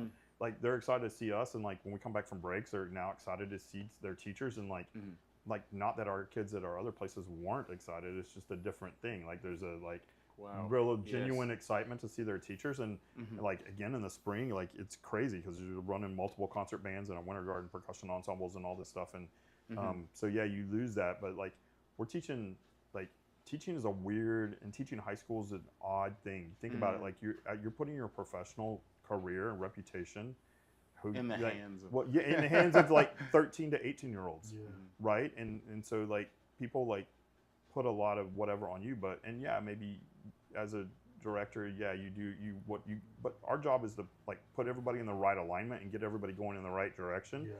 But like they're doing the stuff, like, and teaching now. And this is a thing, like you get people that don't understand this, and it's okay because they're not in the buildings every day. But like it's just influence, like you can't make anybody do anything. And I've been in this like 30 years. I think that was, I don't even know like when I started teaching if that was like something you could do, but it's definitely not now. It's about building relationships, and trying to like talk to kids and get kids to understand it. And like again, like our kids, like we start really early and they do that every day. It's not my choice. Like when I retire, like first thing I'm doing is sleeping in. Like I'm not a morning, never been a morning person. I've never been a morning person, man. But now I'm at the age like you wake up early and we don't want to. But you know, like I'd much rather be up late than up early. And the kids know, like, don't talk to Mr. Studer until we start making music. Like I don't want to talk to anybody till I'm like, here's some music. They know your level of sacrifice. Yeah. I'm like that's a sacrifice. Like I'm not a morning person. But again, like when we're talking about like you work with those kids differently. Like those 13, 14, 15-year-olds are going to be different. Like if you're a freshman, you can be in our varsity group. You got to earn your way there, and you got to earn it every year. Like, and that don't always sit well with people too, because like, well, they were in there as a freshman. Well, yeah, but they didn't do the work as a sophomore, and like this kid did, and like you can be mad at me, and I'm okay with that. I mean, nobody likes people being mad at you. Like a reality check of being like first or second chair, and then it's like, by the way, you're not even in the same band. You're like second chair in like the second. Yeah, but like I can't, like this other kid like put in the work and did the thing and like was consistent about it, and you didn't. But that doesn't mean you can't next time. And like we'll have that open door for you. But like with the varsity group, it's going to be different than it is going to be with like the freshmen and JV kids. Absolutely. Like sometimes you're the rabbit, sometimes you're the carrot. That's right. Yeah, I mean like it's going to be sometimes you're the rabbit, sometimes you're the carrot. So you're going to be really high demanding in those groups, and like we're going to not talk. We don't have different expectations for like the basic things like being on time and treating each other the right way. And we talk about being kind and working hard, and we all fell at that. We all fell at that. I fell at that. The kids fell at that. But like we talk to them about being kind, and like that's the most important thing. We all fell at that. But that also doesn't mean like we can't be demanding with you about doing the right. Yeah, but we're in there every day, and we understand the relationship. It doesn't mean also that you might be having a bad day, and I didn't realize you were having a bad day because something happened at home. Nobody knows it because everybody's bringing something with them, right? And so sometimes you have to have that conversation of like, I'm sorry, I must, like, I was just trying to get you to be at a higher level, right? And I didn't. And they're like, I'm sorry too, Mr. I should have told you before school that my dog died, and I'm really upset about it. And that I know you were just telling me that I played the wrong note, but like it sent them off that day. And kids give it did, and they're like that's like legit, man. Like everybody's bringing so many things with them, but you can still have high expectations. Yeah, take it professionally. As you should. And but you can have to be demanding and still be caring. And like again, like we'll fight for our kids, but we also want them to do the right things. Yeah, and they give you permission to challenge them. Yeah, like that's one thing that's I think that a lot of people don't understand. Like, okay, you have a good coach, you have a good instructor, you have someone who is excellent at what they do, but if you allow for them to challenge you, then you can truly be great because. And then they challenge us. Yeah, exactly. They challenge us to like do these things. I mean, like Miss Harris, who does orchestra with us, like I talked to her the other day. I was like, hey, I think we got to a new level today. She's like, what do you mean? I was like we told them classes over and it's time to go put up, and they got to like wrap their tuners up and go put those up, and then put their chair and stand up and put their instrument up, put their music up, and we don't give them like 3-4 minutes, I'm like, they're like sitting here practicing, like it's time to go, and like we told them classes over and they're still trying to work licks. Wow. It's like, and she's like but where we started with orchestra last year is we had kids who didn't know the names of their open strings. Right? and now they're like staying. They're staying. Yeah, we're like doing full we're doing full orchestra for the spring concert for the first time, and like because the JV group kids are just tearing it up right now, and so it's like, hey, I think we can do full orchestra. Let's do this. Cool. So we're doing like full orchestra, which is gonna be cool. But like she was like, yeah, it used to be like, hey, we're not done with class. What are you doing? Like, we still got like 10 minutes. What are you? Like, you got to keep going. Yeah, exactly. But you know, to like see that growth, and you're talking about permission, like they're wanting more challenge. Wow. You know, that means their trust is at an all-time high. Yeah, and you know, like going back to the being upset thing too. Like sometimes as a parent, and this was really hard for me when my kids were going through, is like sometimes your kid just needs to come home and vent to you.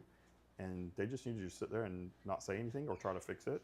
Yeah. And they're not really upset at their math teacher or their band director or whoever it is.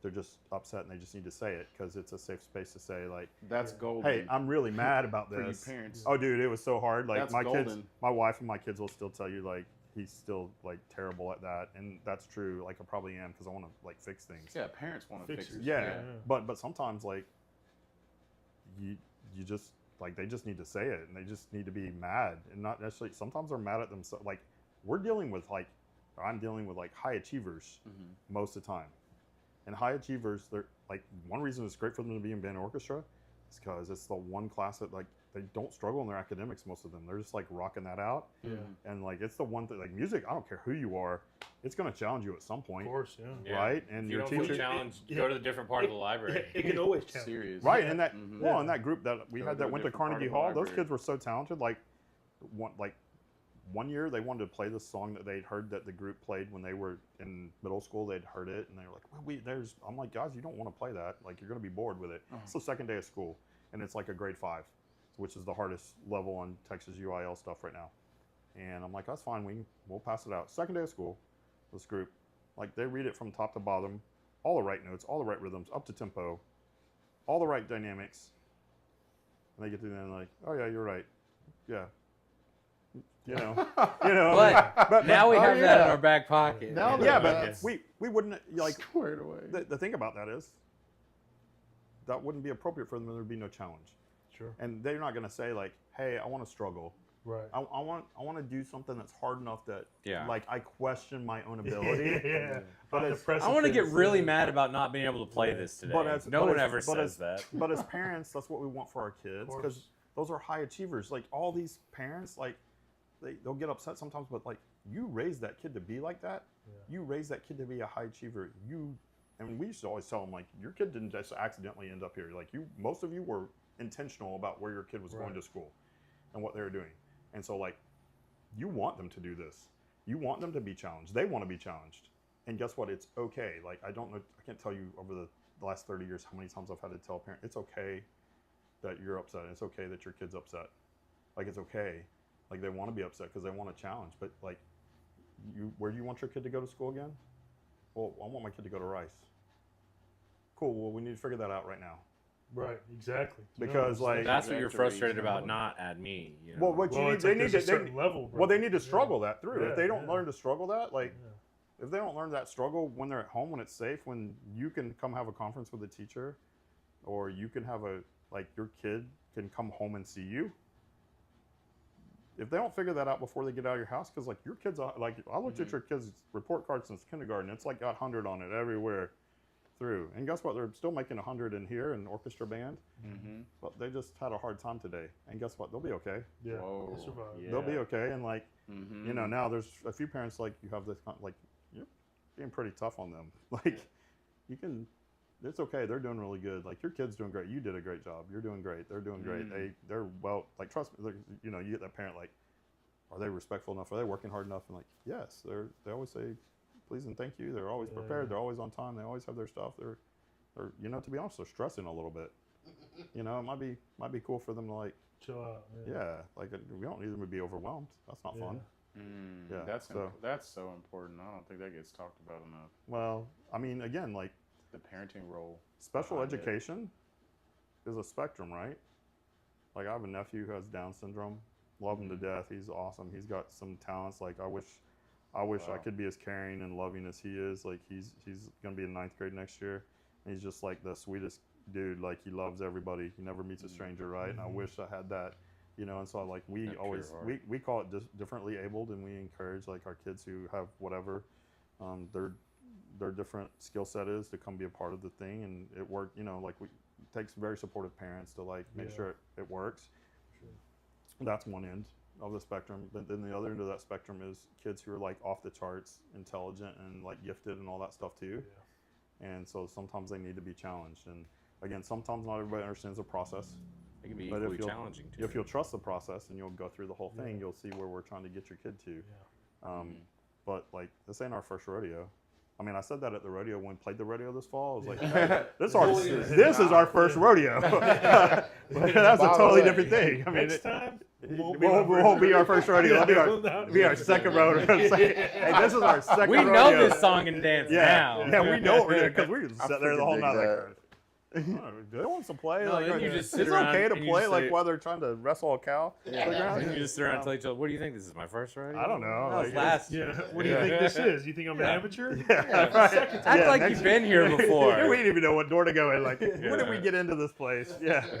So you know, there's it's a complicated thing, and it's definitely nobody's perfect. And like, I don't remember what what our special skill set is. Yeah, yeah. I don't know. there's some I don't know. Like, I know I'm not perfect. I just don't give up, and I keep trying. And like when I Love make it. mistakes, I do that. And again, like you talk about being a musician, like we beat ourselves up more than anybody Oh, else. for Like, sure, yeah. like we do the same. Yeah. Like we as teachers, like you high achievers, like you're gonna do the same. And These kids Because grow you up seeing care. A lot of highly edited YouTube, yeah, And that's and they true. don't realize It's true. yeah. I see a lot of It's true. perfection. Yeah. It's one of those things like, fake you know, perfection. Fake, as, yeah. as you know, a musician who plays in the we'll play Pseudo. 2-hour set. You know what I mean? Like, everything's short form content now. Everything's Mhm. a 15, 30-second snippet. So Yeah. someone sees someone doing something. And the big thing for me, and once again, like, sometimes you're real privileged with being raised by a specific person in a specific time. And like for me, my dad was like a real stickler. Like if I was like learning like a portion of a song, he'd like really get on my ass because he'd be like, "Hey man, no one pays for 30 seconds. You know, you need to learn the whole. This is before all that shit, but you need to learn the whole arrangement. Yeah. You know? And like I've seen other people, and you know, even like someone like my brother, like he just never really does a whole thing. He'll Yeah. learn a little part, and that's cool. But like when you get in like the program, it's like, bro, you got to be able to learn songs fast and like play full songs and play for a long time. You know what I mean? And I think kids do now. They see these short snippets, these little short things, and these little licks and things where, you know, I remember the reason why I play with like such a small setup is because like I remember coming up seeing like, you know, Nico McBrain from Iron Maiden. He's got like 7 drums and all this shit. And even like even Chris Adler from Lamb of God had like, you know, ice bells and splashes and chinas, and like I was fucking poor, man. I couldn't afford any of that. And Jeez. so like the reason I played like a 4-piece and, you know, like a, you know, hi-hat ride and 2 crashes for forever is because like, man, if you can rip on this thing, you can rip on anything. And I never want to play something, put something on an album that a kid goes, man, if only I had a china X, and an Y, and ice Z. bell and a splash. You know what I mean? Like, no way, man. Like you can replicate this shit at any time on any kit, anywhere. When you talk about I like love all those that. short versions of stuff, but like y'all play a 2-hour set. That's a long time to do is, yeah. anything, right? Good That- gravy. that's a long yeah. time. But like what we're sitting there, like we're asking these kids to take STAR tests. They're like 4 hours, right? And we're talking about like we coach them up on like, you guys are going to take the SAT. Like you're going to take the PSAT, which is the most important test you can possibly take in high school. Most kids don't realize that, but that's the one where you become national merit, right? And that's the money train test right there. But it's not so much about what you know as much as like, can you do the process of sitting there to take a 4-hour test, right? And have that focus. And that's really, really, really, really hard. So that's one thing, but there's no 30-second brain surgery. for sure. So like these dudes are going to be like heart surgeons or lawyers or whatever. Like you're going to have to be able to focus for a long time, right? And there's like that's crazy. I mean, you guys are like, we play a 2-hour set. I'm like, that's a lot of music. It Yeah. is. That's a lot of music. Yeah, and you know, like there's some Straight. portions even like, you know, where we're just balls to the wall for like 5 songs. Dude. You know, like 5, 6, 7 songs, and you're just like, Seemed like a good idea in the room, Yeah, right in the you're set right. list, and then You're we're like, right. oh my gosh. Yeah. Well, I don't know how many people are watching, but I'll plug this, talking about 2-hour sets, like, and just changing yours. Like, we're getting ready for our big percussion show, which is like, it's Apex. So if you ever saw Electronica at Ryder, it's similar to like Electronica, but it's like Apex stands for one. We're the hilltop over there at Legacy. We're the hilltop, so Apex is kind of the top of the hill. Okay, yeah. Yeah, but it also stands for Artistic Percussion Experience. Ooh. And so we're doing a lot of That's cool. crazy stuff. Like, yeah, I showed you all that picture. Like, we're doing I like that. So there's a live chess. Like, one of the songs is a Yeah. chess match that's like timed out and like has rhythms and all the things. So that's happening this weekend, Thursday, Friday, Saturday over at Legacy. So if you want to see some cool percussion stuff, that's way different. Just encourage When everybody they to come punch check the out. chest. Is it, Yeah. purchase Yeah, you can get online? no, you can get them at the door. We might get that. Like, honestly, like, it's been a wild ride this year. Like, our new guy came in January, and his first day was supposed to be the Snowmageddon day. So like, that was his actual first day of employment. So he didn't work for his whole first week. So he barely got started into like February. So we're just like, man, we're not sure. Like, he's like doing an amazing job pulling this off. And then if you guys know anybody knows Jeff Martin, who's down at First Baptist and does all their tech and all their lighting. Jeff worked for me over at Ryder and did percussion and stuff and did like how many, maybe 8 shows of Electronica. So he still does all our lights and like these theaters, these auditoriums at the high schools are crazy. Like, they have virtual acoustic systems because everything in the school is supposed to be multi-purpose, multi-function. Sure. So even the auditorium like turns into 6 classrooms. Wow. Yeah, right. And so that like means that like they had to engineer them in different ways because there's like big sliders that make it be different rooms. oh, and, yeah. and then so like the seats roll in and roll out. So it's like, but it's got this virtual acoustic system. So like we can make it sound like anything. Whoa. Like if we had the money, we could program it to sound like Carnegie Hall, or we could program it to That's sound like sick. AT&T Stadium. I've never heard of that. Wow. Hey, it's really crazy. So like I encourage everybody just come out, just check out the auditorium because it's there's like That's cool. I think it's 83 speakers that are embedded in the ceilings of the stuff. So like there's one setting that's like voice lift or whatever. So you can turn it on voice lift, and theater can be doing just a 1-act play, no mics, nothing, just a 1-act play with some lights and whatever. But they can be on the stage. You can be in the very back row, and you can hear it just as well as sitting on the front row. Oh, cool. And it's crazy, but like we change it for one setting for orchestra. It has like a longer reverb setting for orchestra. Nice. And yeah, it's so you sound like you're in a cathedral. Yeah. And it's really cool. But it's like just all these, and you can see some of the speakers, and some of the speakers are embedded, and like the people on the balcony have just great experience. Love that. You know, hearing the sound as the guys in the front. But yeah, Apex is Thursday, Friday, Saturday. It's just up there at Legacy. It's at 7 every night. The kids have like worked really hard to put stuff together. There's that chess piece. There's some drumline pieces. There's just some all sorts of cool different kind of stuff. Because that's kind of the thing we talked about, like being expressive and being creative and like no rules. Like we kind of started this percussion thing. Like Electronica was like it was my brainchild. Like we had a lot of talented percussion directors that made a lot of stuff happen, but like I played tuba, so I sat there and watched percussionists be bored to death in concert band and get in trouble, like just continually get in trouble, right? And so like on the other side of that, I'm like, they're getting in trouble because they're sitting there. They got sticks in their hands. Yeah. Give them something to Right. do. It's the worst Right. thing for us to do. Yeah, and they're just sitting there, like, Standing and they're around. like I'm like, hey guys, I have ADHD just like you. Like I understand. Like that's probably my superpower. It's the only way I can do this job. Yeah. But I'm like, let's do something different. Like we don't need them in rehearsal every single second. Like why don't they do? And we used to. When I was at Collegeville Heritage, we won the national high school marching contest and the national concert percussion contest all in the same year. And so we used to put on a big percussion concert, but it was just a concert. And so like we wanted to take like what Blue Man Group was doing and Stomp was doing and like classical percussion. Oh my goodness, So I cool. used to love that. And then we were at these old schools that were kind of ratty, and like so there was no rules. Like literally we could do anything and no one cared because they were trashed already. So like we would use water. Trash can lids. Yeah, that was trash can lids. Yeah, that was like that was cliche, man. That was easy to get but, like, permission that's for. old hat, This is we were using water. We did fire. We did silly string. We did toilet paper. We remember the big old parachutes you used to have in like elementary school? Yeah, we brought one of those in, put that in the show one time.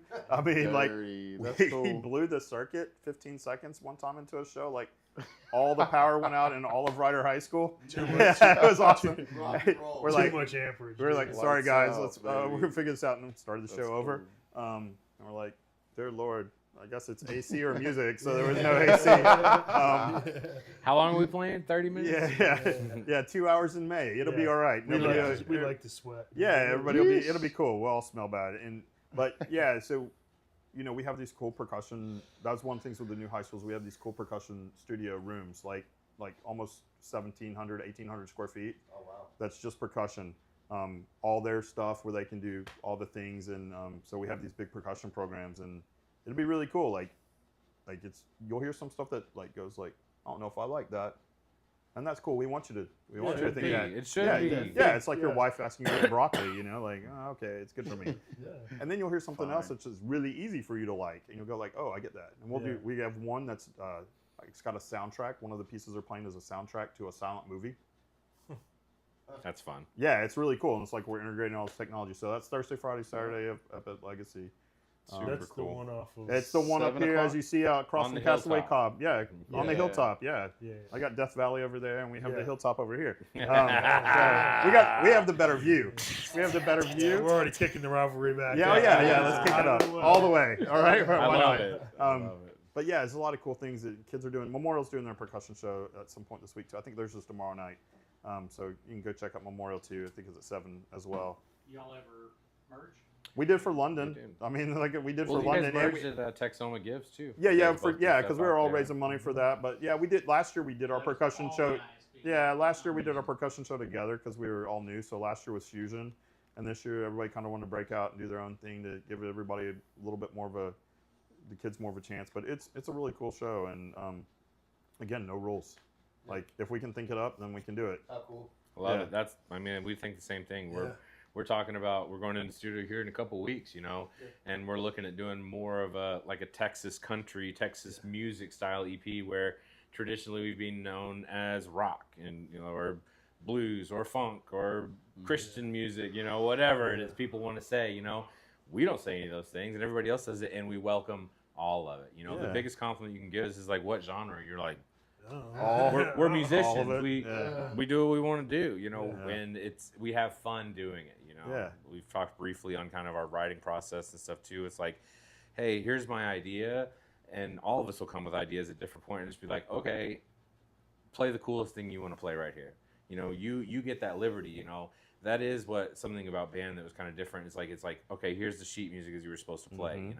But then there's other groups. I think that's why a lot of call them, I don't mean this to be offensive, like band kids, you'll see like this loyal group that hang on to jazz band, like what you guys were talking about and stuff like that, because they're like, as soon as you say that, they get on the edge of their seat and they get excited and they start telling you about it, because everything that you learned in jazz band is so different than you learned over here. It's kind of like giving a classical guitarist an electric guitar for the first time. You're like, did you see all the cool stuff I get to do over here now? It's a lot like this, but it's so, but it gets you excited, it gets you fired up, it gets you moving in a new direction.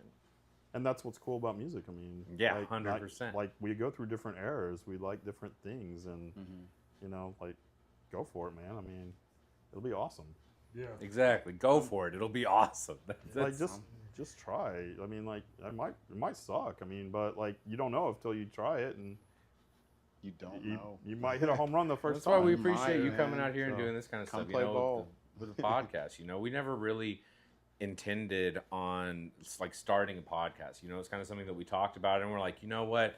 It's to be a musician now. Like we said, we're swimming uphill battle. You have to do everything in conjunction with everything else. So this is just kind of a part of everything else, and we appreciate you so much being a part of this, and it's so cool to get to talk to you, and hopefully we get to continue this relationship and like continue to work ideas, because I know that we've bounced around ideas of us working with like some iteration of the iteration, not alliteration, excuse me.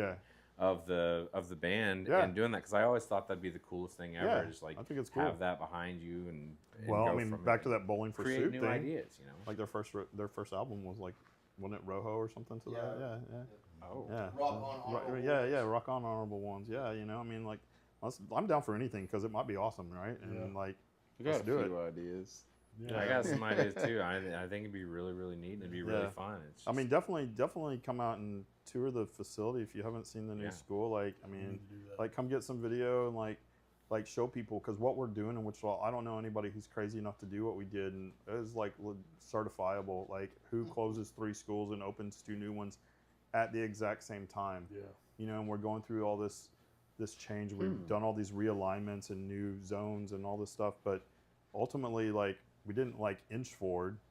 We just like did it, and it's crazy and wild. But that's like, change can either be slow or you can rip it off. And like, yeah, were people upset? Yeah, there's some people that'll be upset, but you know, we got through it faster. Yeah. You know, and rip the Band-Aid off. It doesn't mean that it's a bad thing. It's just faster. You got a deep thought. Speaking of like kids experiencing, like they went to London, you know, and just kids getting a chance to experience things that they wouldn't otherwise have gotten a chance to do and make those sort of memories. Well, the offer is on the table if those kids would like to work with a band who plays rock and roll, and we've got some really cool songs that and I mean that like Big band version of Big Band. and you never know. Well, like yeah, I'm we just gotta- saying, like for kids to be able if to they have play, ideas or something like that. play maybe a show. I think we definitely need to do this in the fall, though. I think we need to hold on to this. 'Cause we've been talking, pitching around some ideas, and there's some cool things that are out there. Yes. You know, and there's like, I think that's the hardest thing is finding the right arrangement and getting it arranged for everybody. But yeah, I think that's definitely the hardest part. Yeah, I think it's the hardest part, but I think it'd be cool. Like, we need to check out like UNT logistics of how we can do it. Yeah. There's some groups, there's some college bands that have done some stuff with like rock bands and stuff, and we just have to figure out that whole logistics to make it work. But and it doesn't have. I think we can do that. It doesn't have to be like a full set. It Yes, be like but it has to be awesome. Songs. Thank you. But it has. Thank you. That's right. But it has to be awesome. Maybe we have some like pyrotechnics, and we just see It's how gotta much. be cool. Great white dude burned the place. As long as we don't set the turf on fire, then it's cool. But I mean, I think we need to figure that out. I mean, Special entrance you want. And if we How need to cool. set the turf Yeah, on fire, there we we'll go. find a venue for Yeah, that. walk up my lead up Or whatever we need for that. I mean, I don't know, man. I think that's the kind of things like, I think it'd be cool, the rivalry game, just to give everybody that chance, all the kids that chance to do that. But, you know, again, like we talked about Man, at the that's beginning, finding consensus and getting people to get on the same page is like the biggest deal. And, you know, that brings our city forward. But, like, I'm down with it. And, like, of course, I think, like, if we do that, then Mayor Short's got to, because he's kind of the one that set all this up. So, like, we got to get Mayor Short in there Oh, somehow. gotta get in there, He's already saying he wanted to play cowbell. Maybe we're he's just playing- like, maybe he we're does the playing announcement, downtown like royalty he does the intro for the whole thing, and just like we get like rock and roll Short and just get him out there and Sick. That'd be cool. I'm down We're for already- all he's- of he's- it. he's- Who does that? He's the fifth member of Downtown Royalty. dude. And I mean, there's some the cool. fifth man. There's some cool. Hey, you know what? Maybe we just do this at the rodeo. Rock, y'all want to get into country music? Tim, where you we at, got Tim? we got a standing gig at the country the rodeo now. So That's a guy who knows the gig Yeah. business right there. That says, hey, we already got a gig here. I mean, Third. We're going for number 3. yeah, but I mean, let's go. Let's do it. Like, I think there's got to be a cool community event that Mayor Short's snowball fight, but I really don't want to be in the snow. But you know, I don't know. We can find We'll it. get it. We could find we'll something get it. cool. I want to play a Yeah. rock and And roll we'll work it song out. with those kids. Let's do it. I And do. Tim's got to be there, and in some capacity, he's got to offer his musical abilities, and we can play whatever, but I'd rather it be something original that's come out of Wichita Falls as opposed to something that's been done. You hear that, before, Tim? So come and get it. got a few That's right. songs in mind. That's right. Well, we're coming up on. I get in that hour. Yeah. 2. Yeah, we're coming up on 2 hours. Oh man, What Can you is believe your it? session? past my bedtime, man. Yeah. I had to be at work at 6:20 in the morning. Yeah. Yeah. Get So- out. Thank So, you for your time. Yeah, Yeah. appreciate it a lot, man. I think, what you guys are doing over there is really special and really cool.